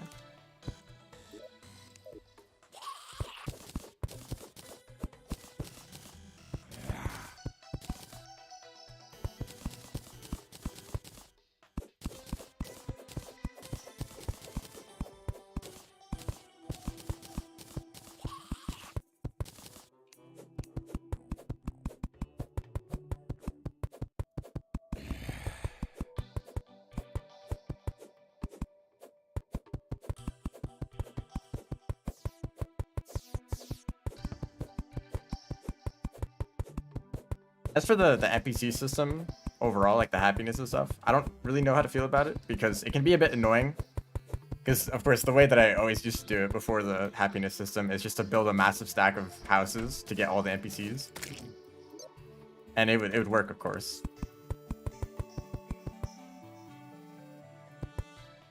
And there's like pretty much no penalty for doing that.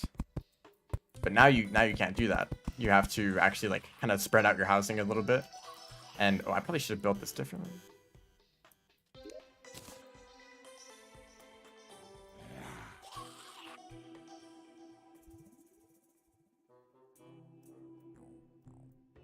Oh no, actually, yeah, that actually works out. So 1, 2, 3. Nope, I didn't want to place that. No, that actually doesn't work. So this needs to be one wider.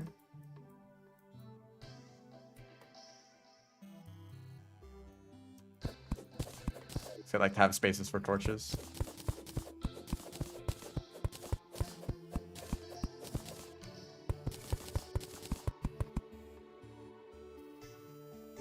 This is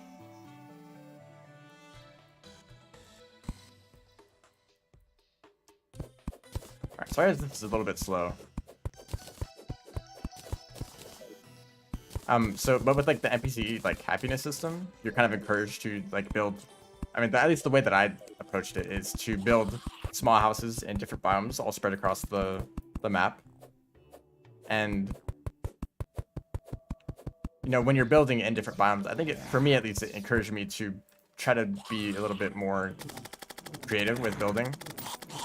Like, instead of just building this exact, like, template for every single house, I would maybe use some materials from that biome. Like, I would use the right tree, or like if I was underground, I would use like stone bricks or something like that, right? Also walls.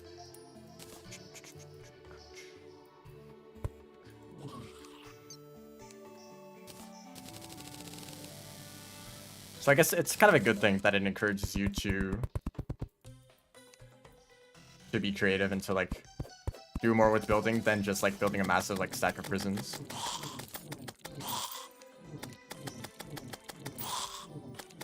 But also like the Goblin Tinker, for example, you usually find them underground. Actually, I think you only find them underground. And when he's underground without a house, he's not very happy. So usually like I would find the Goblin Tinker and immediately just like buy everything. But now you kind of have to like go out of your way to build housing for him. Same with the mechanic. What am I looking for here? This.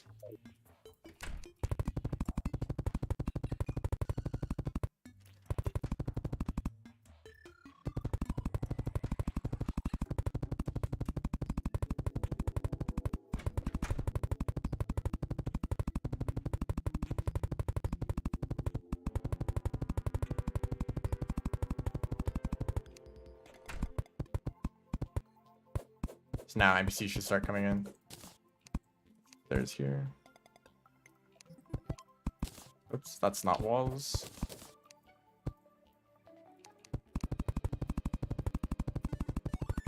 I don't think this is enough walls for this.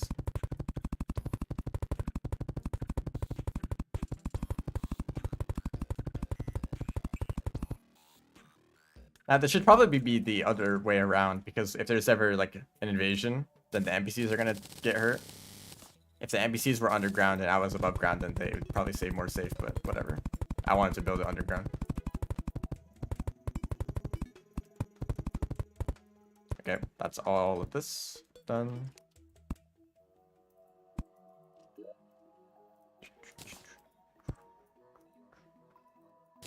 Oh yeah, chairs.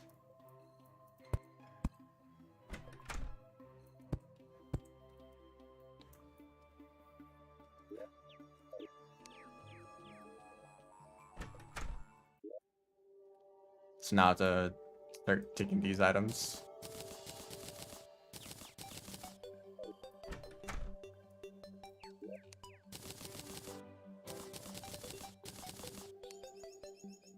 I think actually I'll make a few more chests just to fill this out a little bit.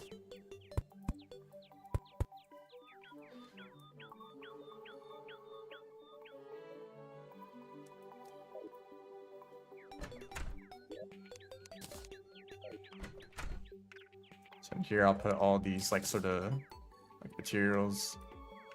Here I think I want to place more like potions.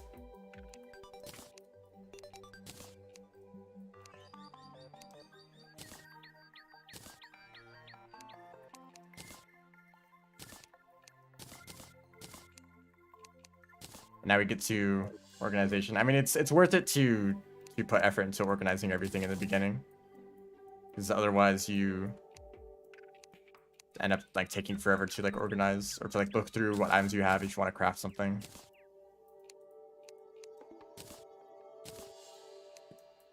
The merchants here, yeah, these will start coming in.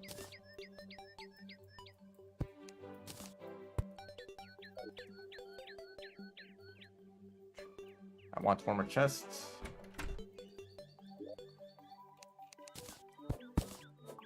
And soon we'll be able to get back into actually doing stuff.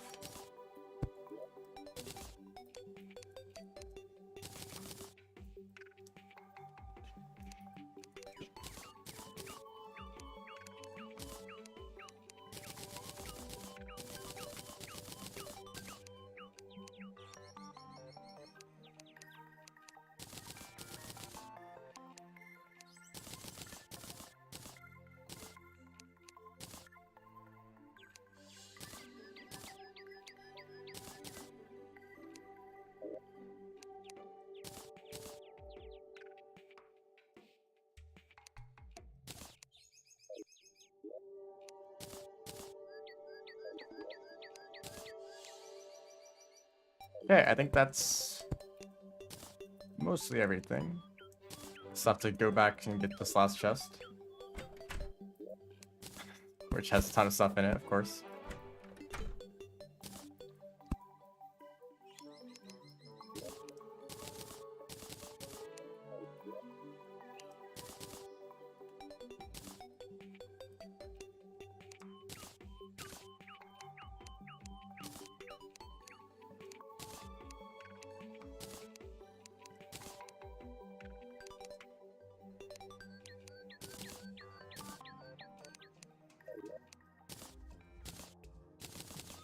Okay, that's it. Go to Sky Islands. Do I have I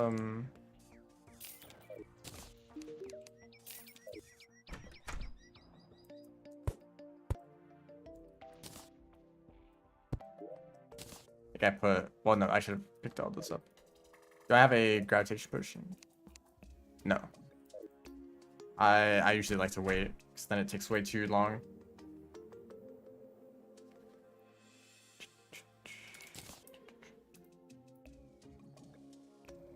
Sky Islands, Railroad reference. That's crazy. What should I do now? Probably underground. I still have a lot of accessories to get, like Hermes boots and Clown a bottle.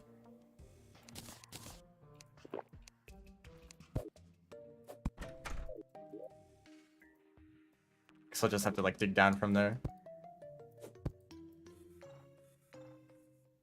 You know, it hasn't rained yet. I don't think. Maybe once when I was underground. I wouldn't know. Go to the dungeon. Really persistent on that.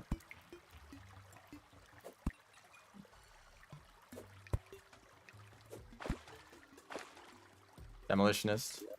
Fine on the bombs. It's not too important. I always hate trying to find a spot to build the underground housing. Because ideally, like, I would always want to place it, like, directly down here. As a way to get to the underworld really quickly. But that's also where it usually gets corrupted. Because, well, actually, I shouldn't get to that yet. But it usually gets corrupted later, and then you have to, like, build it somewhere else. Oh, traveling merchant. Thanks for showing up right now.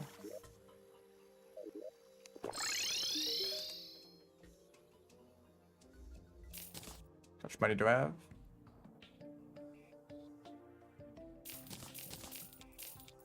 It's just 2. Usually I like to get more than that. Okay, now we just head straight back down.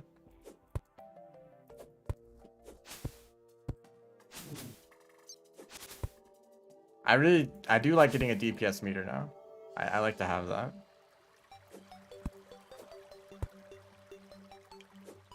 And I mean, stopwatch is not that important, but maybe I'll get lucky and I can find some stuff later.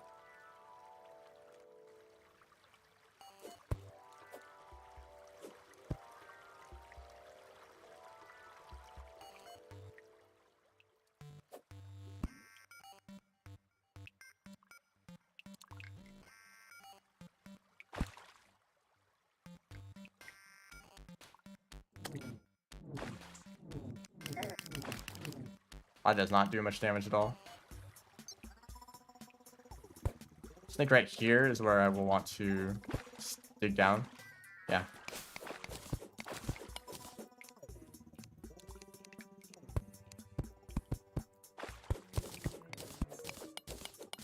Oh man, that whole thing. I'd rather not get into that, but yeah, it's called the Mystic Rope.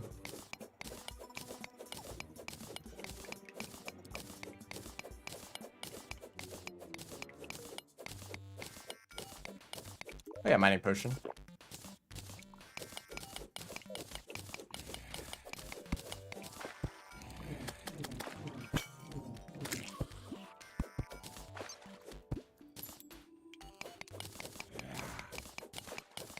Fight the Moon Lord. Yeah, let me just let's do that real quick.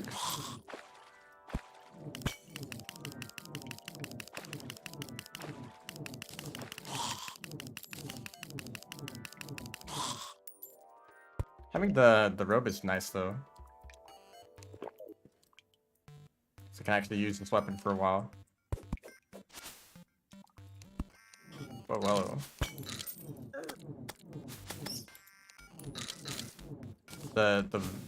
This wand is actually a decent mount.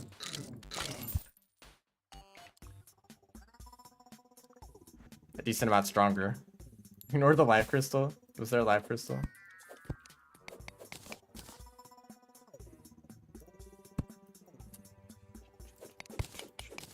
Oh, I should have brought the scarab bombs. Is that what they're called? The bombs that dig in a tunnel. Oh, that's all water.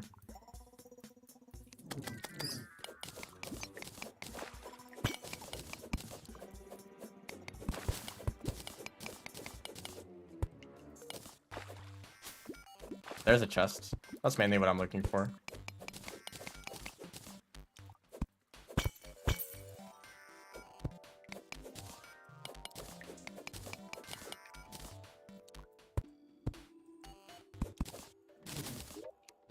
That's a good item.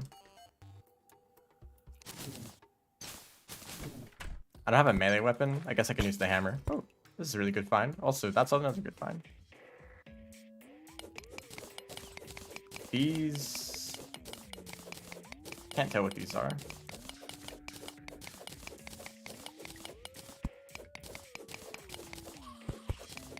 Yeah, I think they're just amethyst.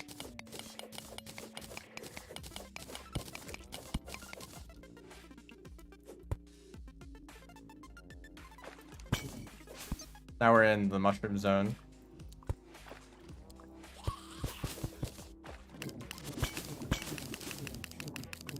Mushrooms, the glowing mushroom bombs are really good to find because they have a ton of chests and life crystals and stuff. Moderately dangerous, not too bad. Goodness.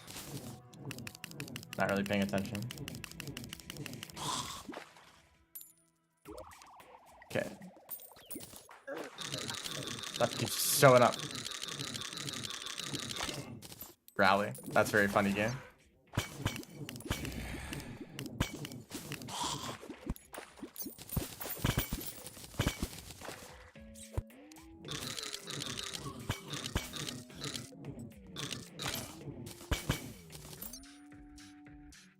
Is this it? Usually there's like multiple layers. I think maybe if I go down I'll find more. Fight the eye on the goblin armor, yeah. I don't really have a great weapon, but I mean, even if I do get more life crystals, it'll probably take a while for that to show up. So I have a bit of time to prepare.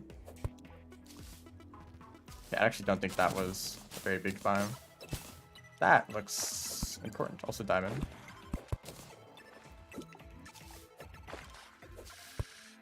Double jump is very nice. These look like emeralds or sapphire. It's always hard to tell because of the color of the spelunker potion. It might be sapphire. Well, I can actually make a weapon with these. Or a gem hook would be an upgrade, but not that much of an upgrade.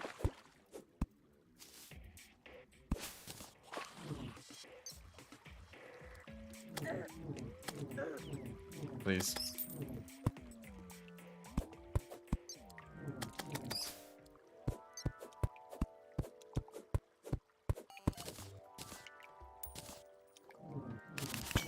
That could be rubies down there.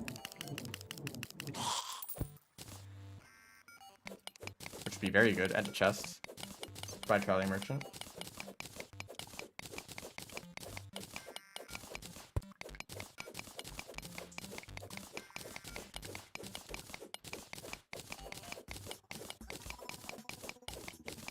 That's good. I think actually I might be able to make a ruby staff if this is enough. Is 8 gems enough? Feels like a right amount.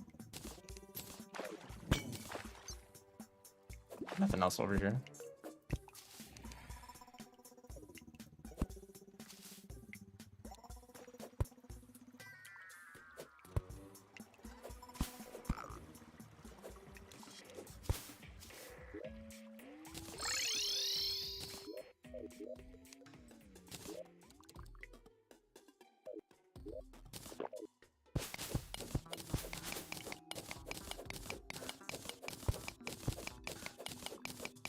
Going to the Shadow Realm.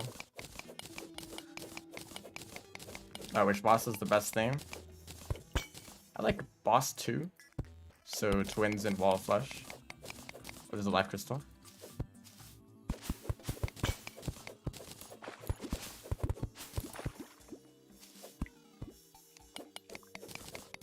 Supreme Calamity. That's not even in vanilla Terraria. And if you're talking about Calamity, then there's better options than Supreme Calamities.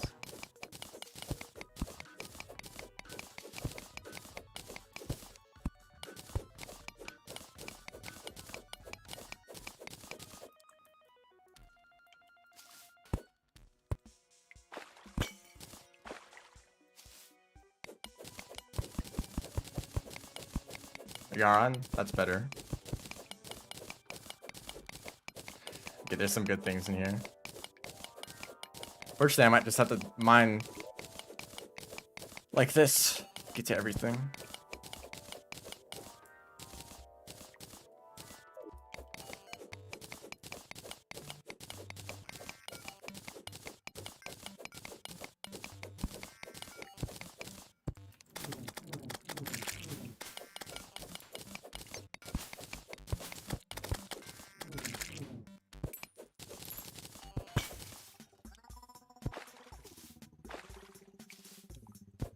This is definitely enough to make a staff. Okay. And what is this? Sapphire, I suppose. Guess I might as well make the gem hook then.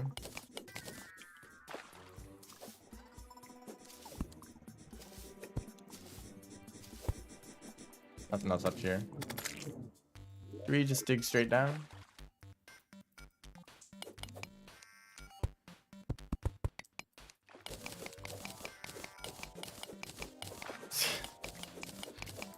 Yeah, that song. Oh, granite.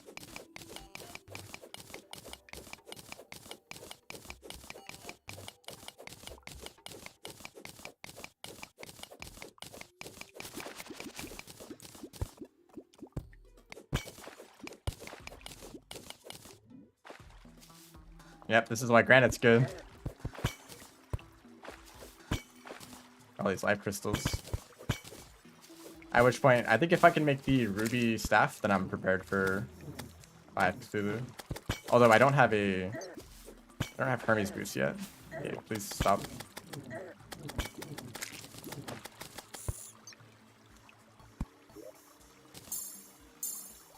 Also, I want to know what these gems are. Topaz and emerald. There might be some diamonds. I think it's diamonds, yeah.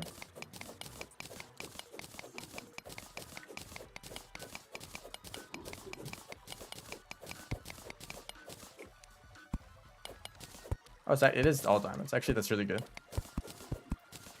For a hook.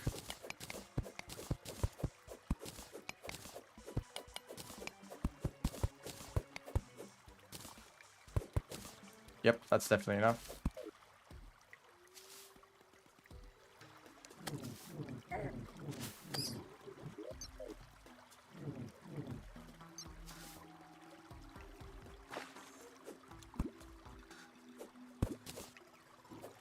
And even more. Diamond robe? I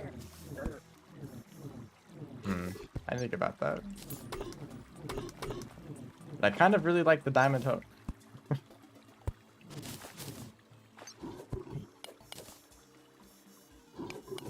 It's like the best hook that you can get for yard mode.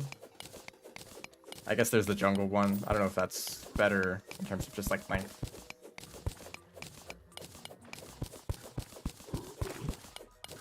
Yeah, there's a little bit of a trend for composers for Calamity leaving. Which is not great.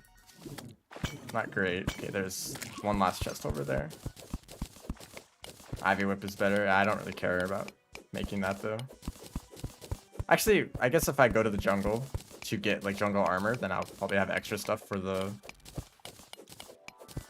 Snapthorn? That's the whip. Ivy something. Now I'm doubting what that is called. But there's a grappling hook too.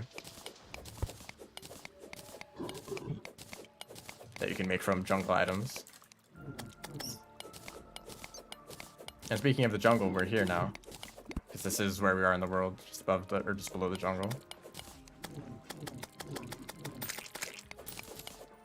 Maybe I'll like poke my head in and look for something. That's what I was looking for.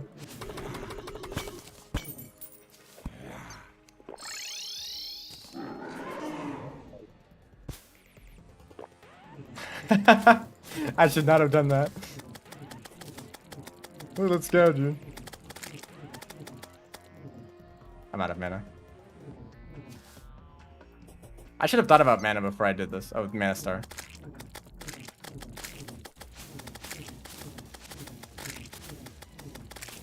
And the weapon that I was gonna make, yeah.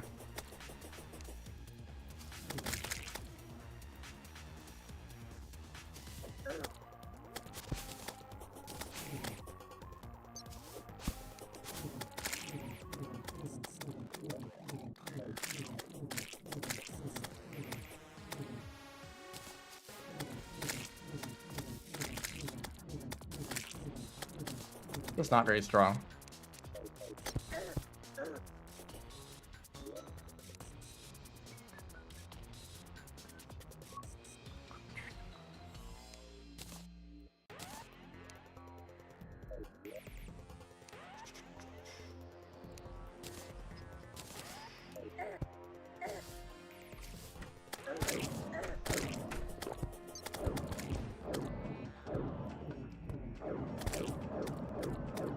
Honestly, not even that much of an upgrade.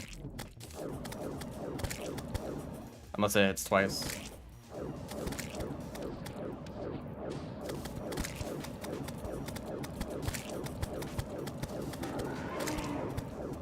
Okay, as long as I can manage these stars,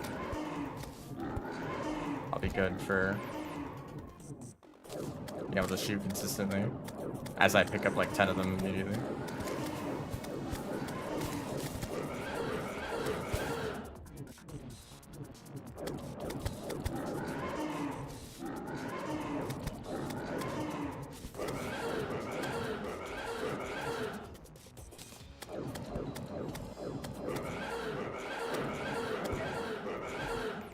You know, I never fought the absolute with the gravitation version before.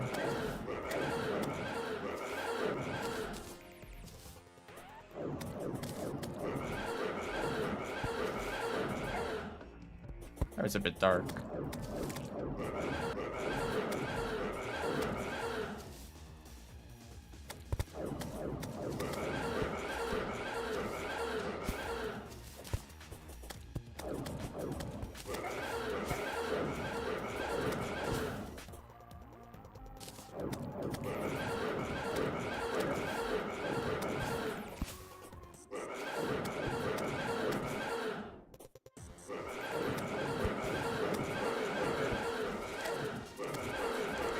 Uh-oh.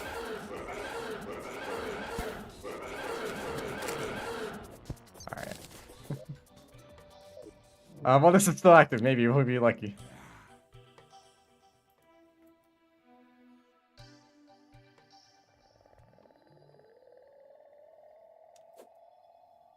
I'm gonna take fall damage.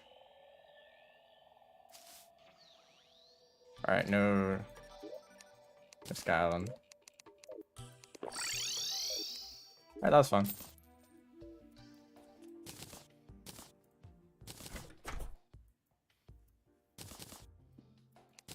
Anyway, I should have prepared a lot more for that.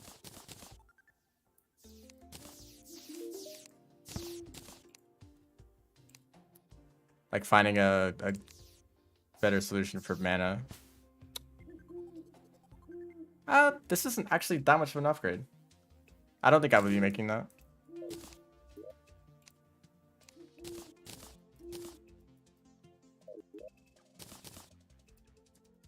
I still have a teleportation potion left. As well just use all these weapons. And a goblin army. That's actually very lucky.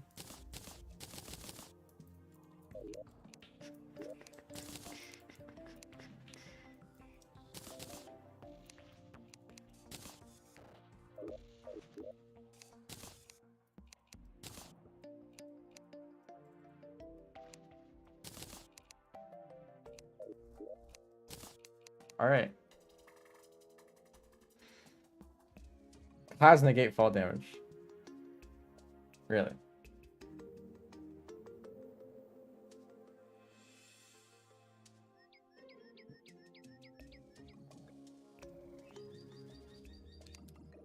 I mean, I guess we'll just wait for these guys to show up.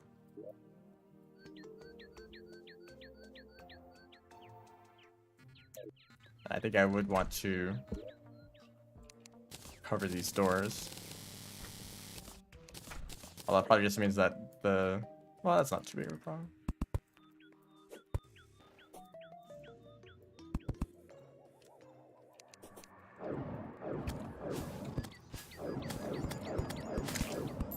Now, what is this reforge? Yeah, more mana cost.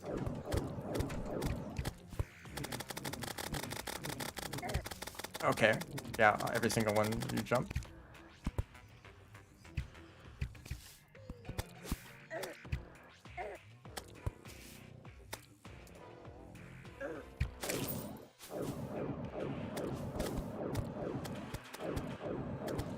We need to kill at least one of them with this.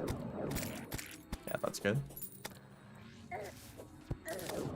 Should probably go to the jungle and get the mana flower. It's been a while since I played mage. I'm forgetting all the like important items.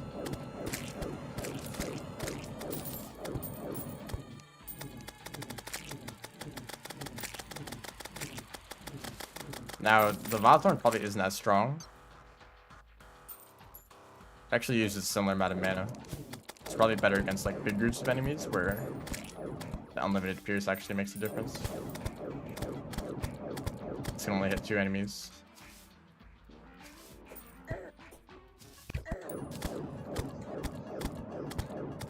You know what? The nurse is like right here.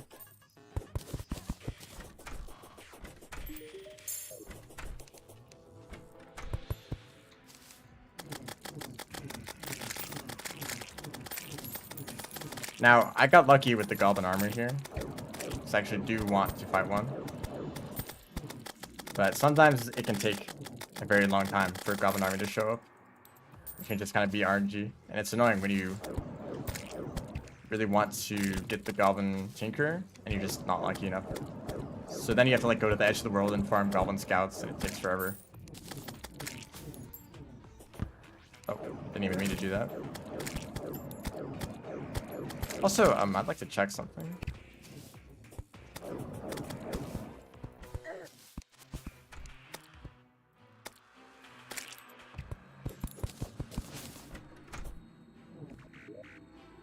Yeah, I do. It's a little bit easier.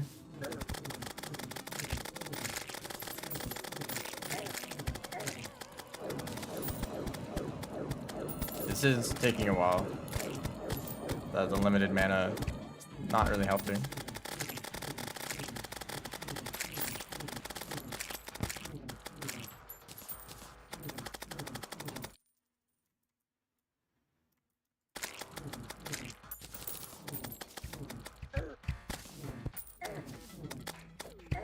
Okay, I want to be on the other side. I'm almost dead again. Maybe I tend to kind of just run into enemies a little bit too often. Ah, I didn't see that.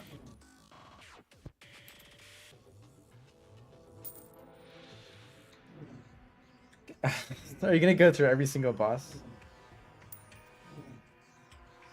I would rather you not continue that. Oh, that's my spawn point right there. And I guess, yeah. Kind of got placed on top of the house. Yeah, we all love swarms of goblin archers. No other stars. Got all these guys in the perfect line.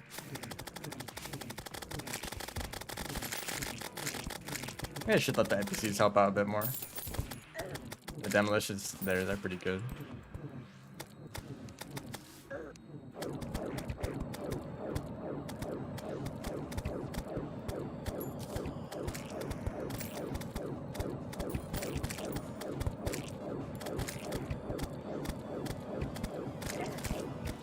still taking a while, only at 70%.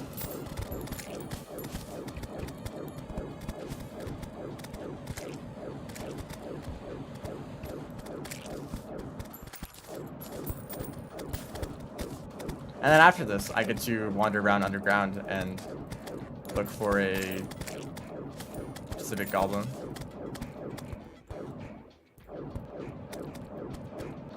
Which can also completely randomly vary in how long that takes. Probably stop spreading out my damage so much. Focus on like killing one enemy to get a star drop.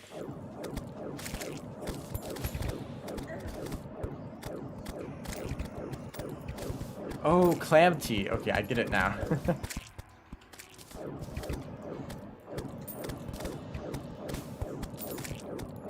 I think you said that earlier and I did not understand.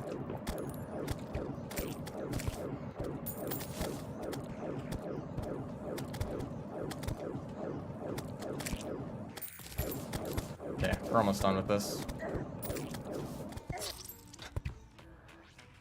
I'm almost done. Life.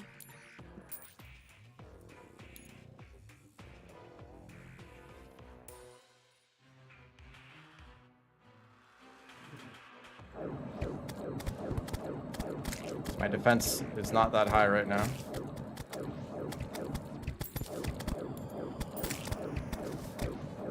Oh, we're dodging now.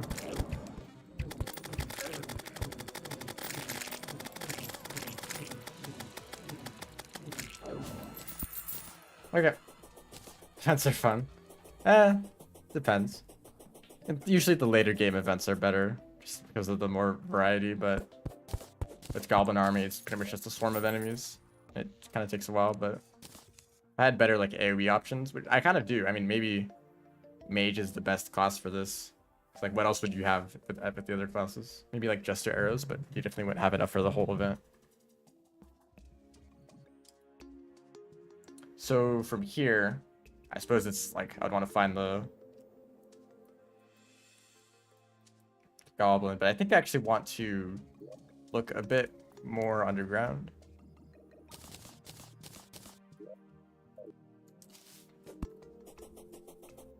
Look for a few more like life crystals, or I mean, I don't know what else I'd want to get actually. Lava. Yeah, if you want to like farm the event, but I haven't gotten to lava yet.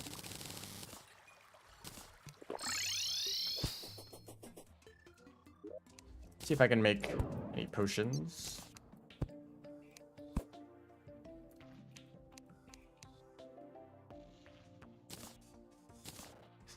One gold ore. That's not. I think I need moon glow. Yeah, no sparkler potions.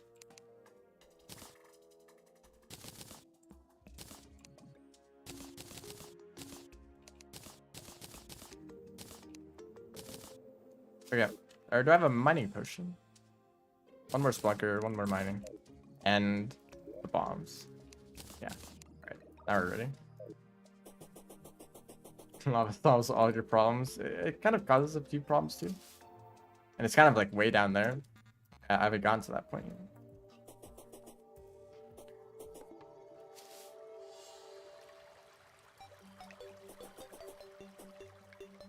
Oh yeah, all the different like secret seeds. I pretty much have not touched any of them. Except for the Don't Starve one, which I played for like 30 minutes.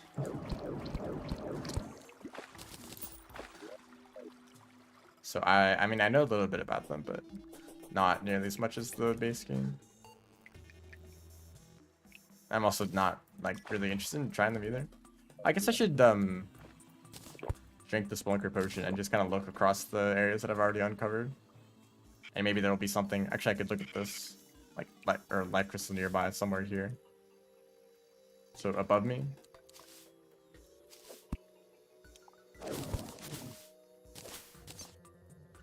Yep, there it is.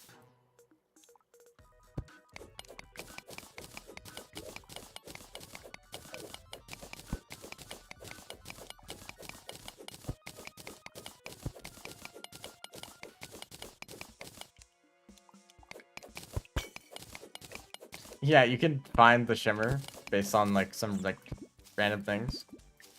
I'm actually used that very recently. Trident. Yeah, alright. Another life crystal nearby. A boulder trap. Was that the goblin? I think so, but they're probably too far away now.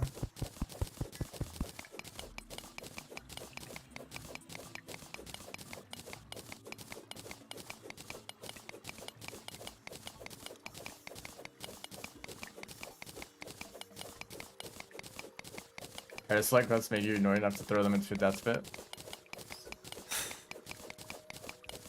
Usually, people are very protective of select buffs. They get attached. Like, God, nah, they're annoying. Get them out of here. Hello, and welcome to the stream, by the way.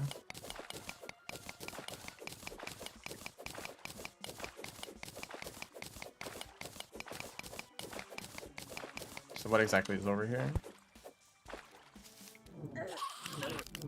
Death.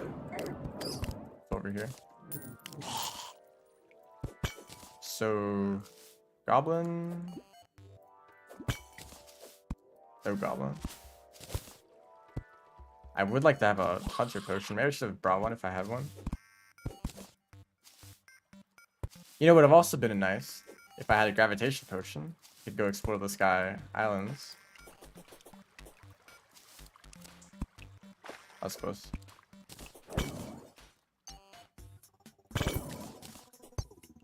That would be great, wouldn't it? They make too good of, yeah, you can use slug pups to bait out like lizards and stuff. And to find an opportunity to escape.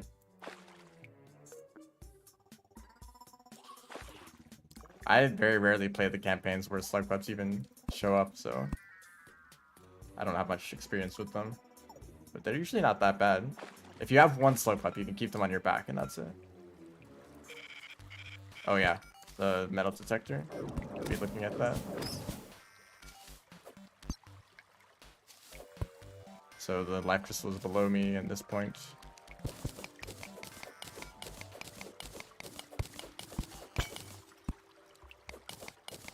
Oh, it's right there.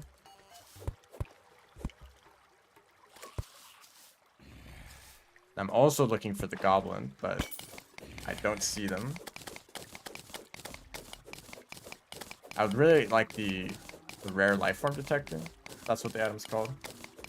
I'm running into the same problem when I started streaming Rain World, where, you know, it's a game that I've played a lot, but I've not talked about it nearly as much. So I need to like remember names of items that I usually like. I don't need to know the name of an item when I'm playing alone. I'm just like, oh yeah, that item. But if I'm explaining it, it's like I don't know the name of every single item and every single enemy. And sometimes I just kind of have to make stuff up.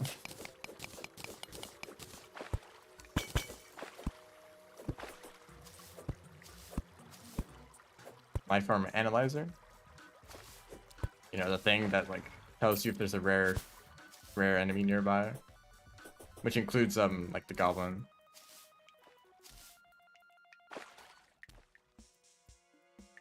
But also that's just random if the traveling merchant is gonna sell that.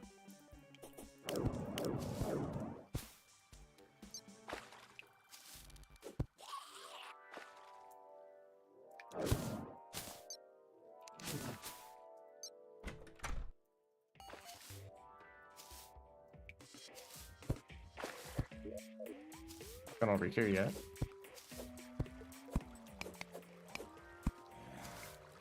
Yeah, well that's all the Splunker potion.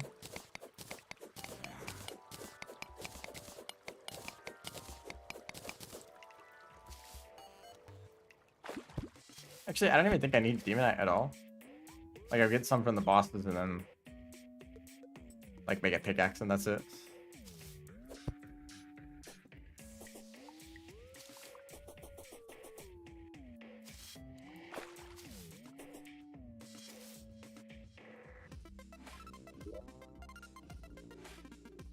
Maybe I could look under the mushroom biome.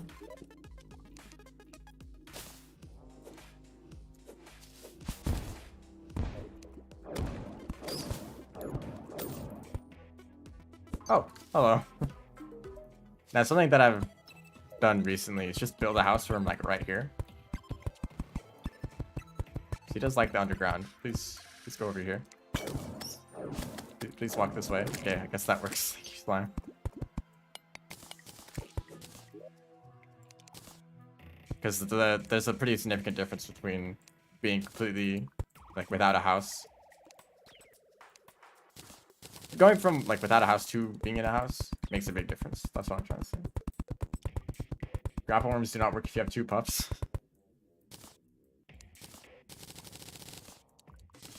No, grapple worms are kind of inconsistent in a lot of weird ways. Like, they don't work at all with Artificer or something like that. I don't even know what they do for Saint. So yeah, now he's chill. I don't know if I have enough money though for all this stuff. I want to reforge. Not really. How expensive is this? Quite. This is not nearly as bad.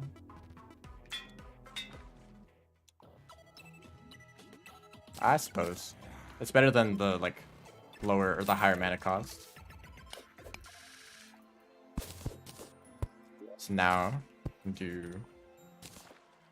Oh. I didn't even realize that that's the... that I could combine all those there. So now I can fly with the rocket boots.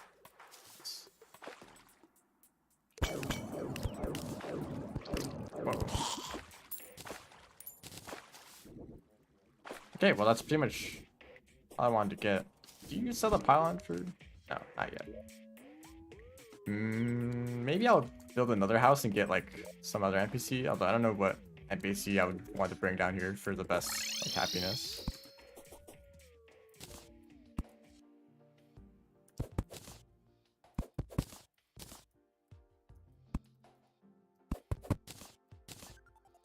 There we go.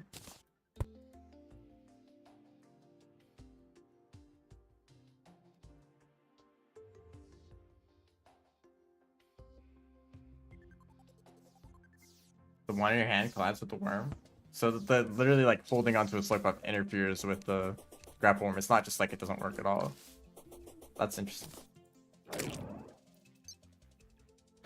Alright, I guess the next step is the corruption.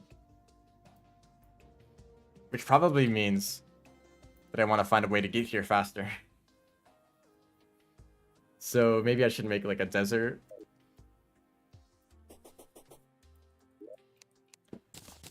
That makes sense. Put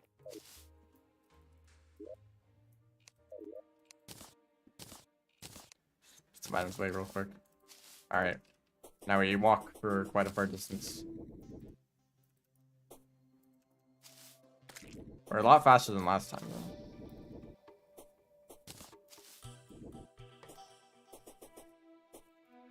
I could also make minecart tracks across the whole world. That was the solution, or at least one solution before pylons, to just create a huge minecart track across the whole world. Use it to get around a bit faster, especially post mech bosses, but you could also use teleporters at that point, or yeah, I mean pretty much teleporters is the only other option before pylons. But I can't really imagine wanting to play on a large world if you had no transportation like that, because like, I want to go to the dungeon. It's that far away. Oh yeah, I want to go to the jungle. I should do that next. Maybe I'll build a house so that I can... That'd be annoying though. I'd have to like... Yeah, I'll build a house so that I can set up the pylon next time.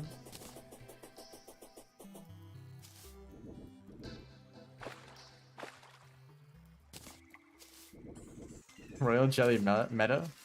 What is that?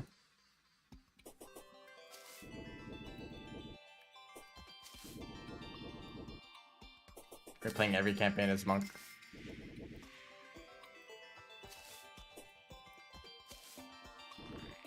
Oh, I see. How do you deal with the like downpour campaign? Actually, I should be picking up these stars. But how do you deal with the campaigns that aren't really compatible with the other slug cats? I guess Spearmaster. I suppose there wouldn't really be any other problems. Maybe Saints. Saint and Spearmaster are the main problems.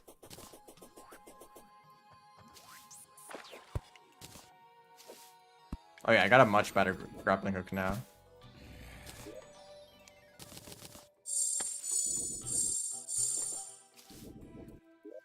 So this is the desert.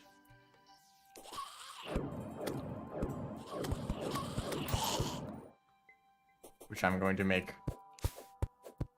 some equally boring houses over here, but at least from a different wood type.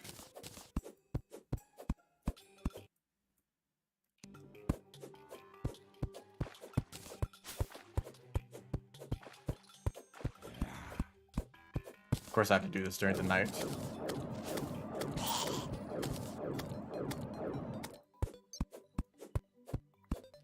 Also, it would have helped to make it an upgrade to a lazy copper axe.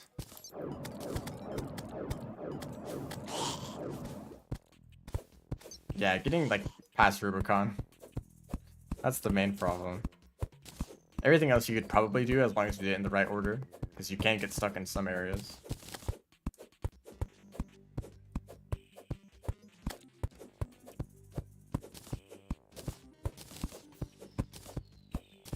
Yeah, you can get max karma, but then like what about Rubicon?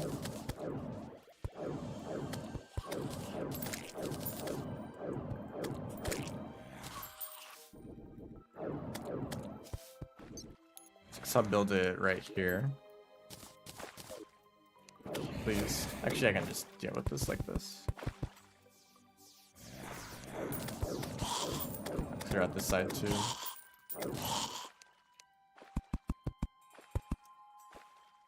I should be safe for a while.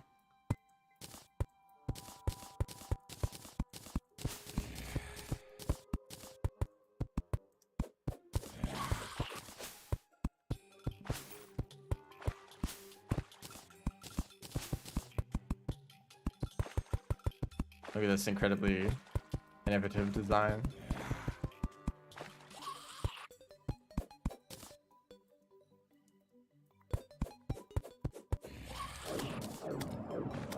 And look at this. This is the extra creative part. This side is going to be offset by a bit.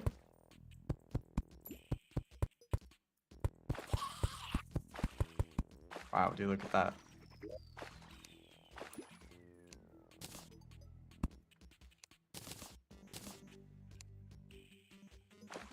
I think I have enough wood for all of this. No.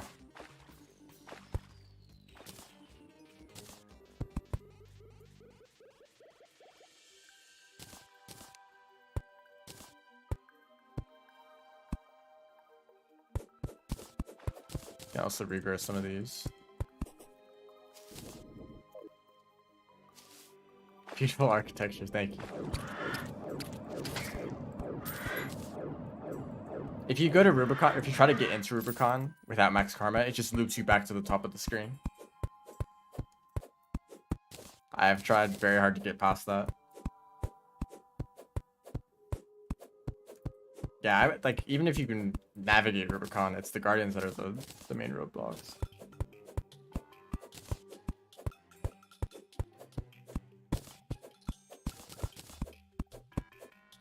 The chain's still up here. Axe of Breed Growth is the best axe in the game. I mean, like, why not, you know?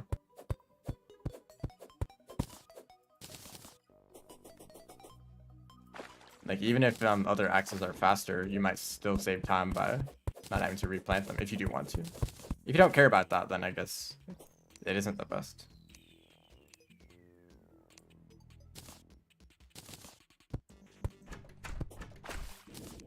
Can't regrow. I didn't even see you.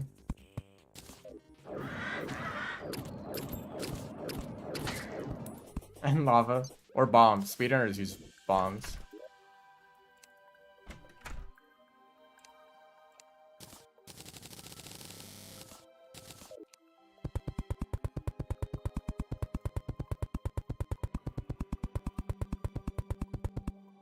1 hour to regroup.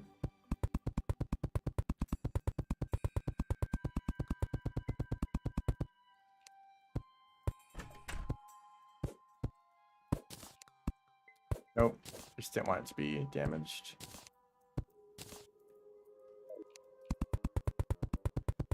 Now, if I could, I would bring 2 NPCs over to these buildings and immediately place out a pylon, but like I can't make them move instantly. Also, this looks very offset. Okay, there we go. Wow, so creative.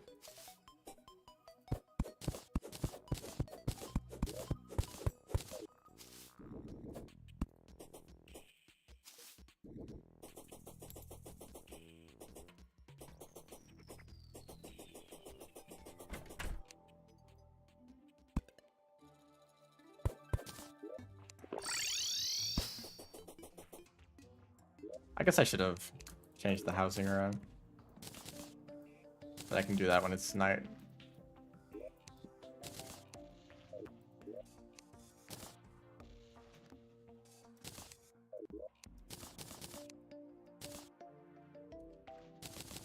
Kind of bothers me that items in your hotbar don't get quick stacked, but I guess that makes sense. If you're not if you don't know about like favoriting items, then it'd be annoying to have to like work around that.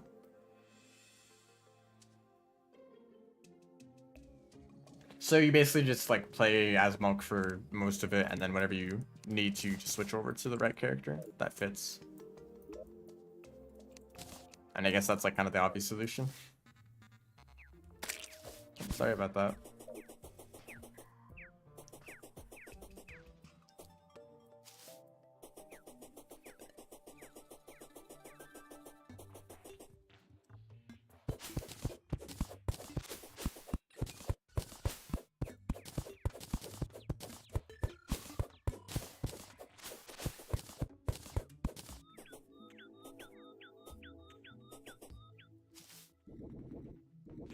So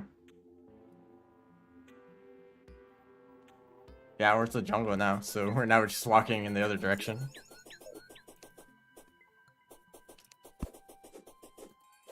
Could have made an axe.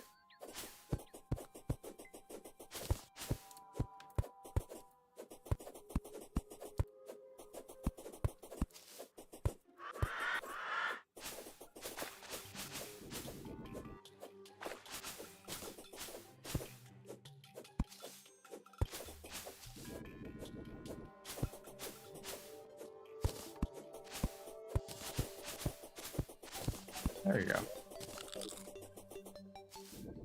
Marsh World is Desert Bus Simulator. Yep.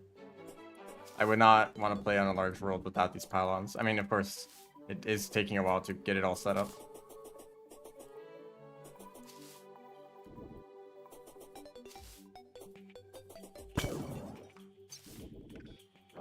So I usually like to put the jungle housing kind of close to the main cave entrance. Might be this. This just looks like a regular cave. There's usually a much more obvious like underground jungle entrance. So we'll look for that now. Painter. I mean, now we got the NPCs I'm gonna send to the jungle. But I also just want to like go to the underground jungle. There's a lot of things like, yeah, okay, I think it's here. This looks like it. I guess this is where I died. Other the time.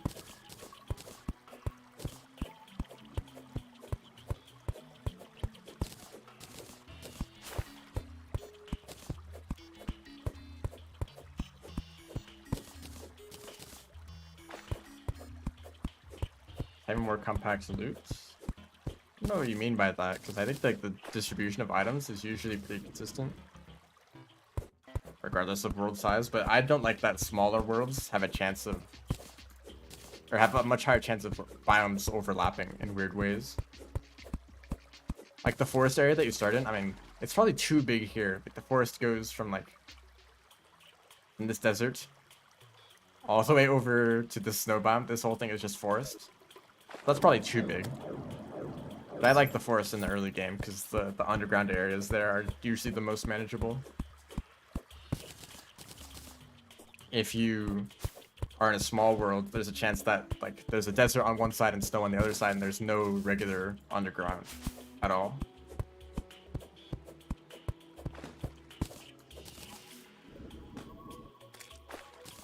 But like in a large world, I feel like most biomes are very much separated. Like here's your jungle, here's your like, snow. You know, it's all separated. It's not like a huge mess.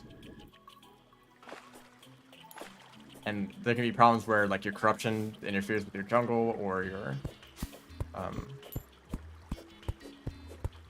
like your snow biome gets like anything getting corrupted is like a big problem, and that's just like less likely in a large world. Although yeah, medium worlds are pretty good too. There's not usually those kind of problems, although they're still likely or still possible. I think this should be enough. I guess I'll build it right here.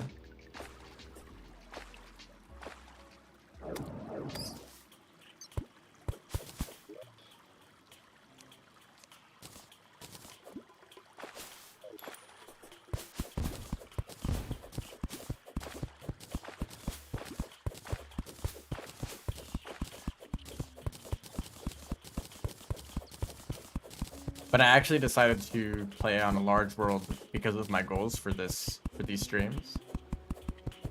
For Terraria, I wanted to do as much as I can on this first playthrough. And I figured that it would be, if I'm gonna spend a long time on one world, then I should probably let's make this one overhang a little bit. Having a large world is better for something that you spend a long time on. I didn't count these blocks.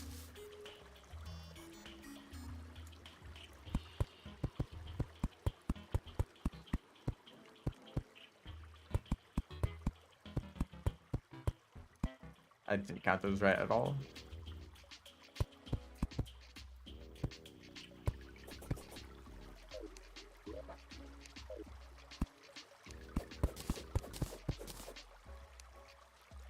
Hit all bosses past Skeletron. Like all of hard mode. Best boss fight in vanilla. I really like Queen Bee.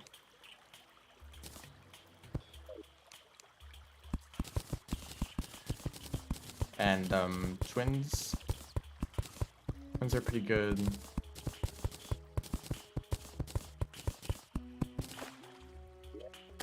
I'm not sure what else other than those two.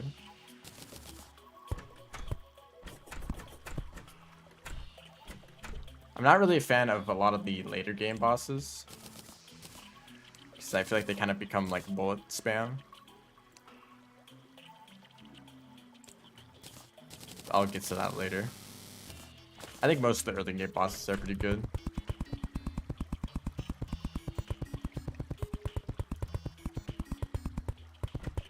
I'm in Plantera.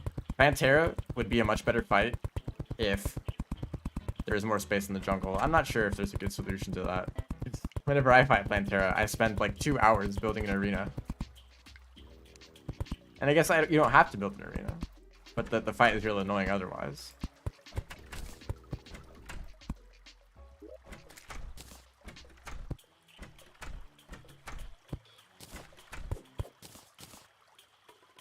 And especially since you're in the underground jungle that whole time.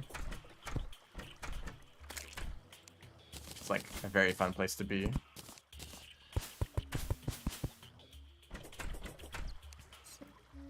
This is pretty good. And I can have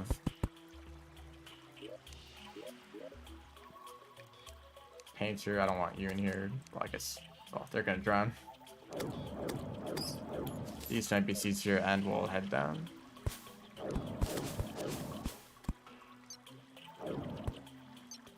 You gonna do this? I have a awesome.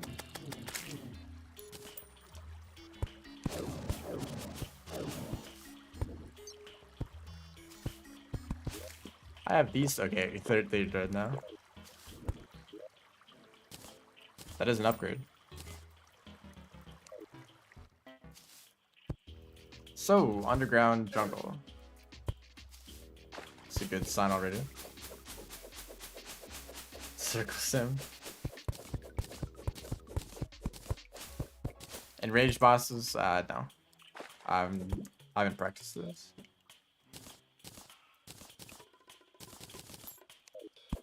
Unfortunately, this is too close to the surface to have a unique item, I think.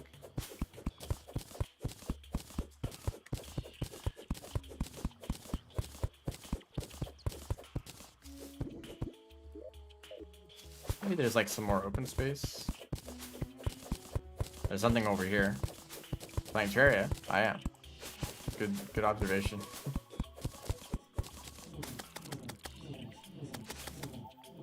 Goodbye, worm.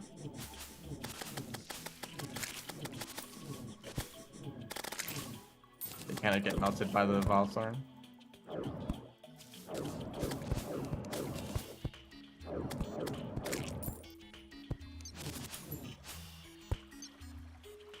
I used the vines to destroy the vines. Now I'm not max life yet, so it is nice to find these still. Life crystals go from like the most important thing you can find to like completely unimportant very quickly.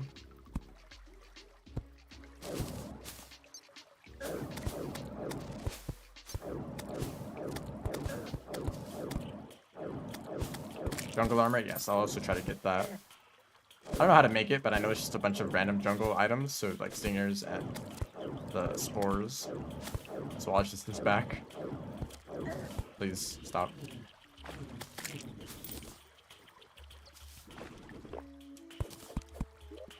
I keep getting rid of those bombs, even though they're so useful.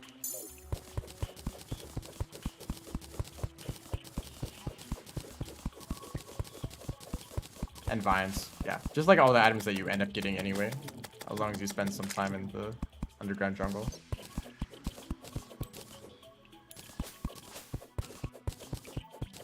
So I don't really need to go out of my way for anything, although I will look for these chests. Now, this block can tell you the depth of the shimmer, so I don't remember what they correspond to exactly. Someone wants to check that. Because I would like to get to... Well, maybe I would want to get to the shimmer because of these two items. And the flower. That's right. Nature's gift.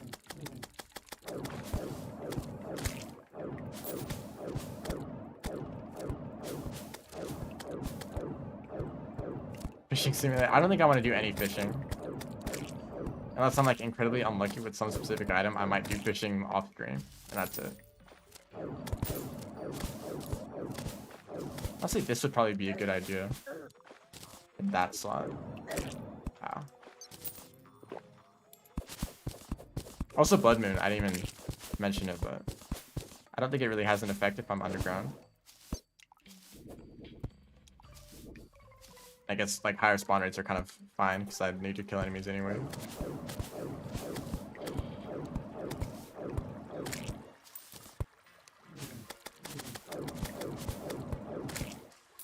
We're also looking out for this glow. That's a jungle spawn. Halfway down the world? Alright.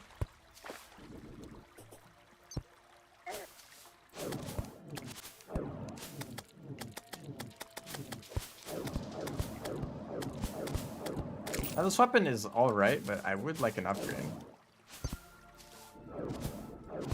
Oh, there it is. Not that hard to find. Not really worth using right now. Here's this thing.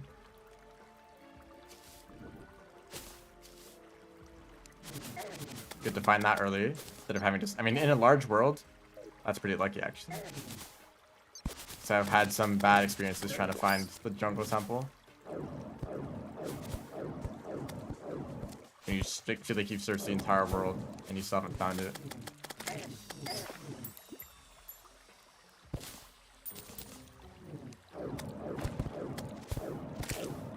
Although it's also not rare to find it like early like that.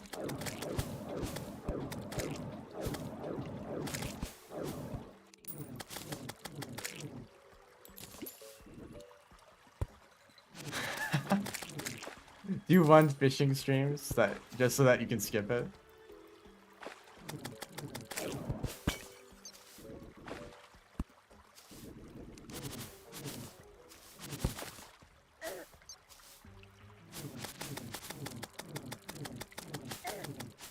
Now, I kind of actually want to go back to the surface really quick, just to set up the pylon. That's no. Oh, okay. I know why that happened. I don't need this. I was like, ooh, an upgraded Hermes boots. Even though I'm not using Hermes boots. This is good to find, although I'm not ready for this yet. Or maybe I am. I am.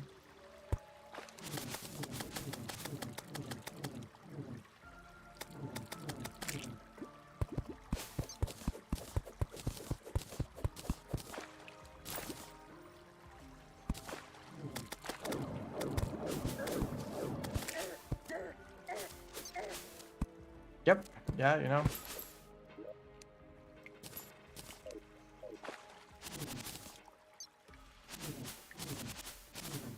Maybe I should kill those enemies for stingers. I might need more. I'm not exactly sure the total amount required. But I don't think there's many other jungle items I want to make. Like the armor set and like what else, you know?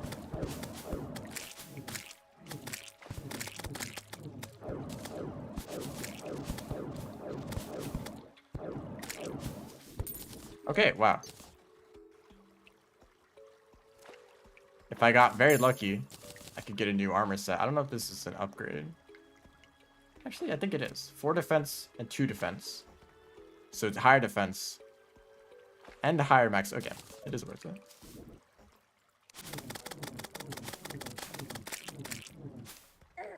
I think that was a lingering projectile, but I wasn't looking. Okay, I'm actually gonna head back to the surface real quick. It might already be close to the end of night.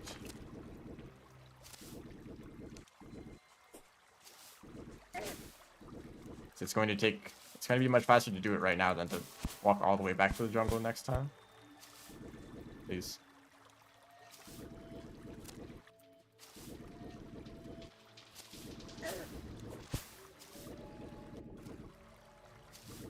Yeah, 2 pieces. That is pretty lucky.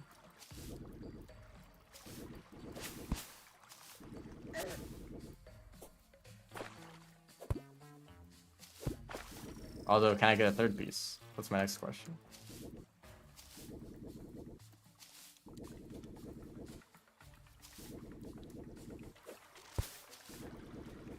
Now, what time is it? I mean, I could just do this real fast. Okay, we have plenty of time, actually.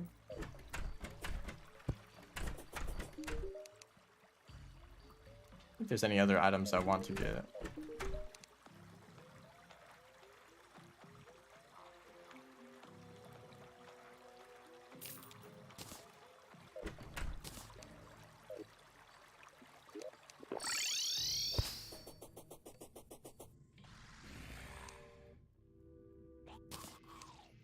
Just like clear out my inventory real quick.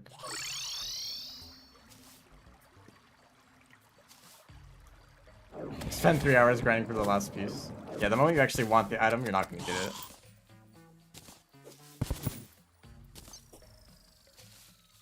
Cat? Oh. That's probably a better thing to get.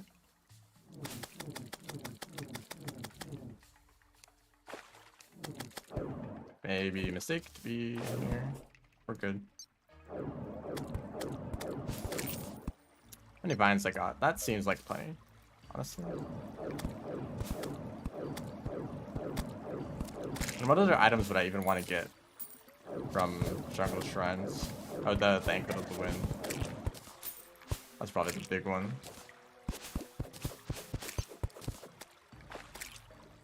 Guess I can look around a little bit more. Back in that area where I was.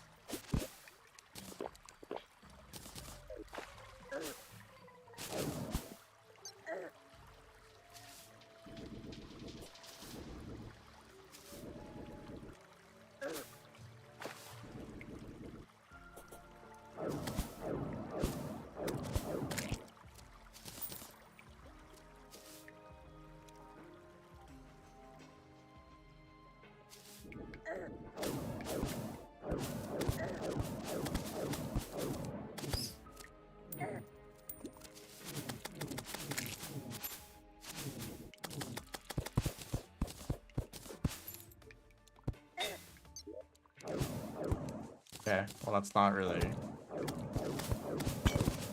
useful.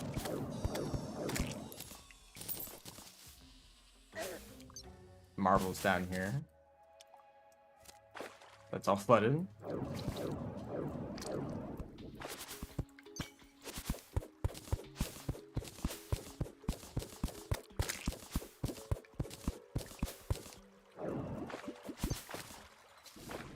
Not finding too many chests though.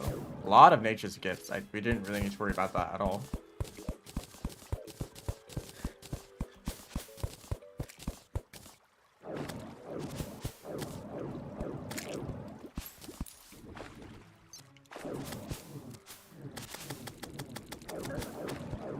You just shoot me while it's unlocked. Thank you.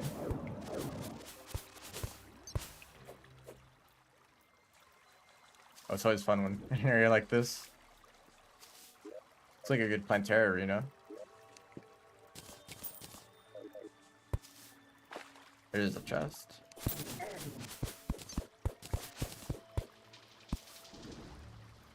And another one over there. That's cool. And the fairy. This fairy's gonna tell me to get this chest right here, aren't they? Wow. Thank you.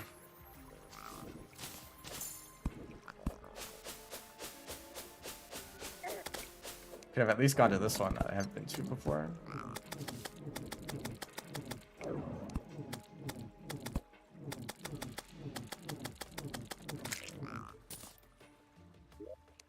Alright, I think we're actually done here.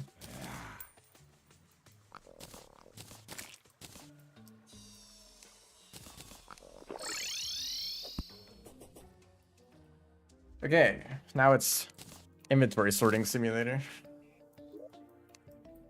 I can make an upgrade immediately though. Lightning boots. Time to never get the frostbark boots. Skip the crystal. Thank you. I don't have enough money for this. I would like to get this all for the the building accessory. What does that require? Yeah, that'd be like most of the way there. I do like having that item.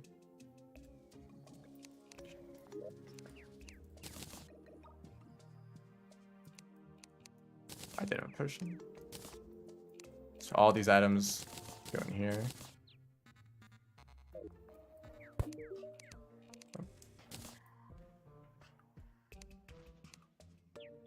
I guess this is an upgrade to the axe.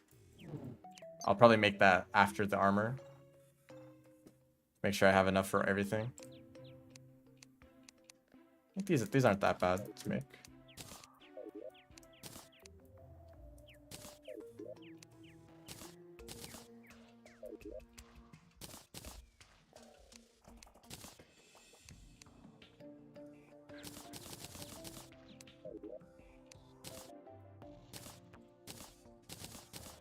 Okay, so I mean, I kind of got so close to finishing this set. It's the set bonus. This counts as a full set.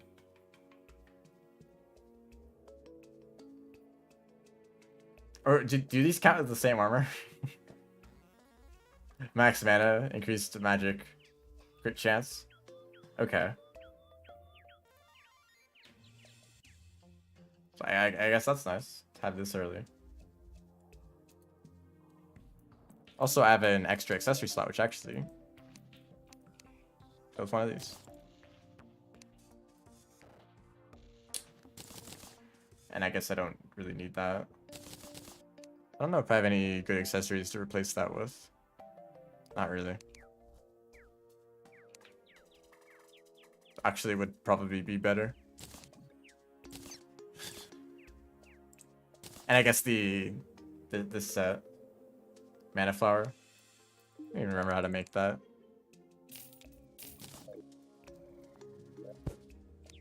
Isn't it like this?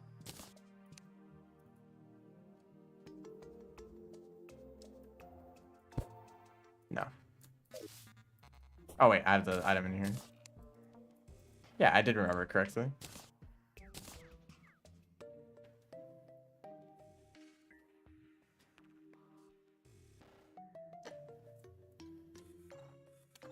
Don't need this anymore. I guess I'll fight these eventually. It's good for the money. Massive. Massive axe.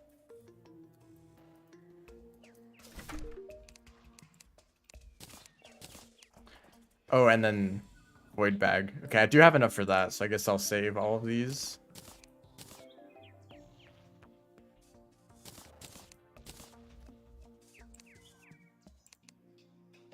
Yeah, I'll just save the rest of these items.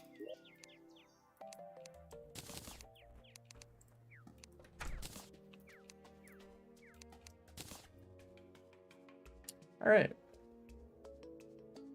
What time are we at? Pretty much 3 hours. This might be a good place to stop, actually.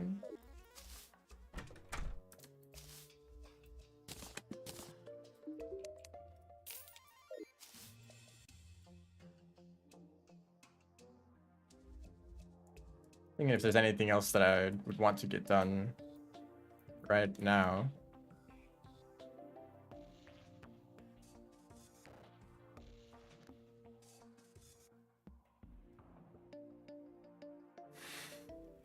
Boy equals ring activity.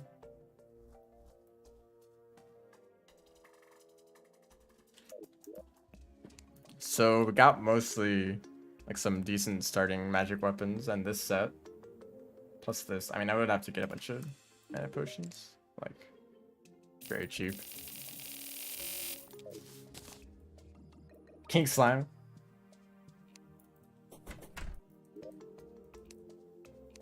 Why not?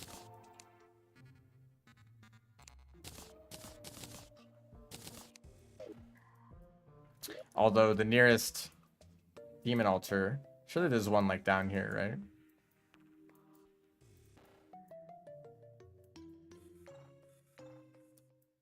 If anyone remembers the location of one that isn't the corruption itself.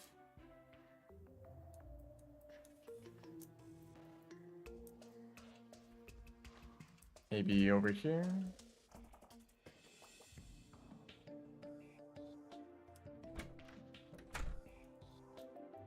Maybe there's one in the jungle.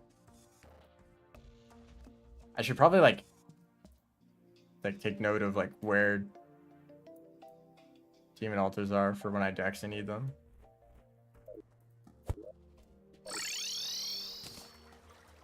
There used to be this thing where demon altars would always spawn in the same exact vertical position. So there's just this like line of demon altars across the whole world, and I guess that was a bug. Because they changed it so that they would spawn all across the world. It was kind of funny because that felt like an intentional thing where, like, oh yeah, go to this position to find all the demon altars. Maybe you'd want that at the beginning of hard mode.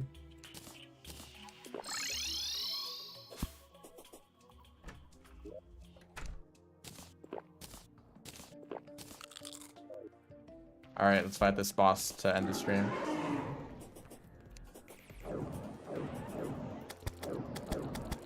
King Slime is big enough to hit with both, or to make use of the pierce of the projectile. So he teleports. Now the minions are probably going to be the biggest problem. Although, I might be able to just run. Let's just run in one direction. Very exciting boss fight. Yeah, I'm not over prepared at all. This is when you're supposed to fight King Slime.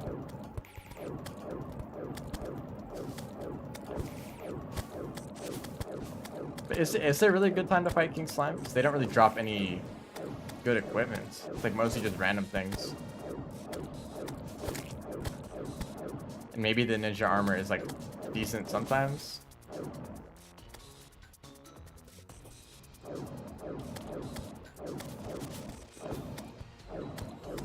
If you want to know when they're going to do a big jump, it's right after the small jump, so big jump down. And it just repeats the pattern. Wow. Riveting gameplay. Let me get this slime out of it. Can't even pet it. Game broken. There we go. This is the one item that's actually good.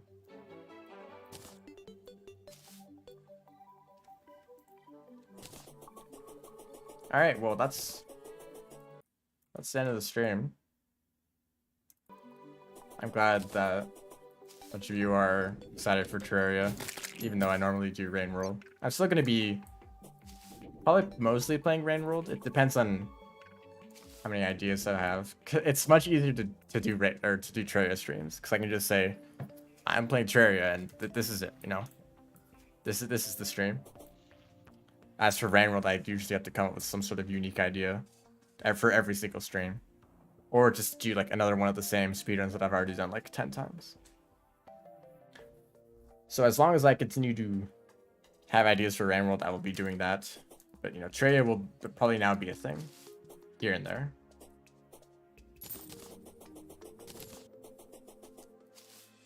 So yeah, thanks everyone for watching. Also, the end screen is also going to be Rain World. I don't know if I want to create one specifically for Terraria, just for these streams. We'll see. So yeah, see ya.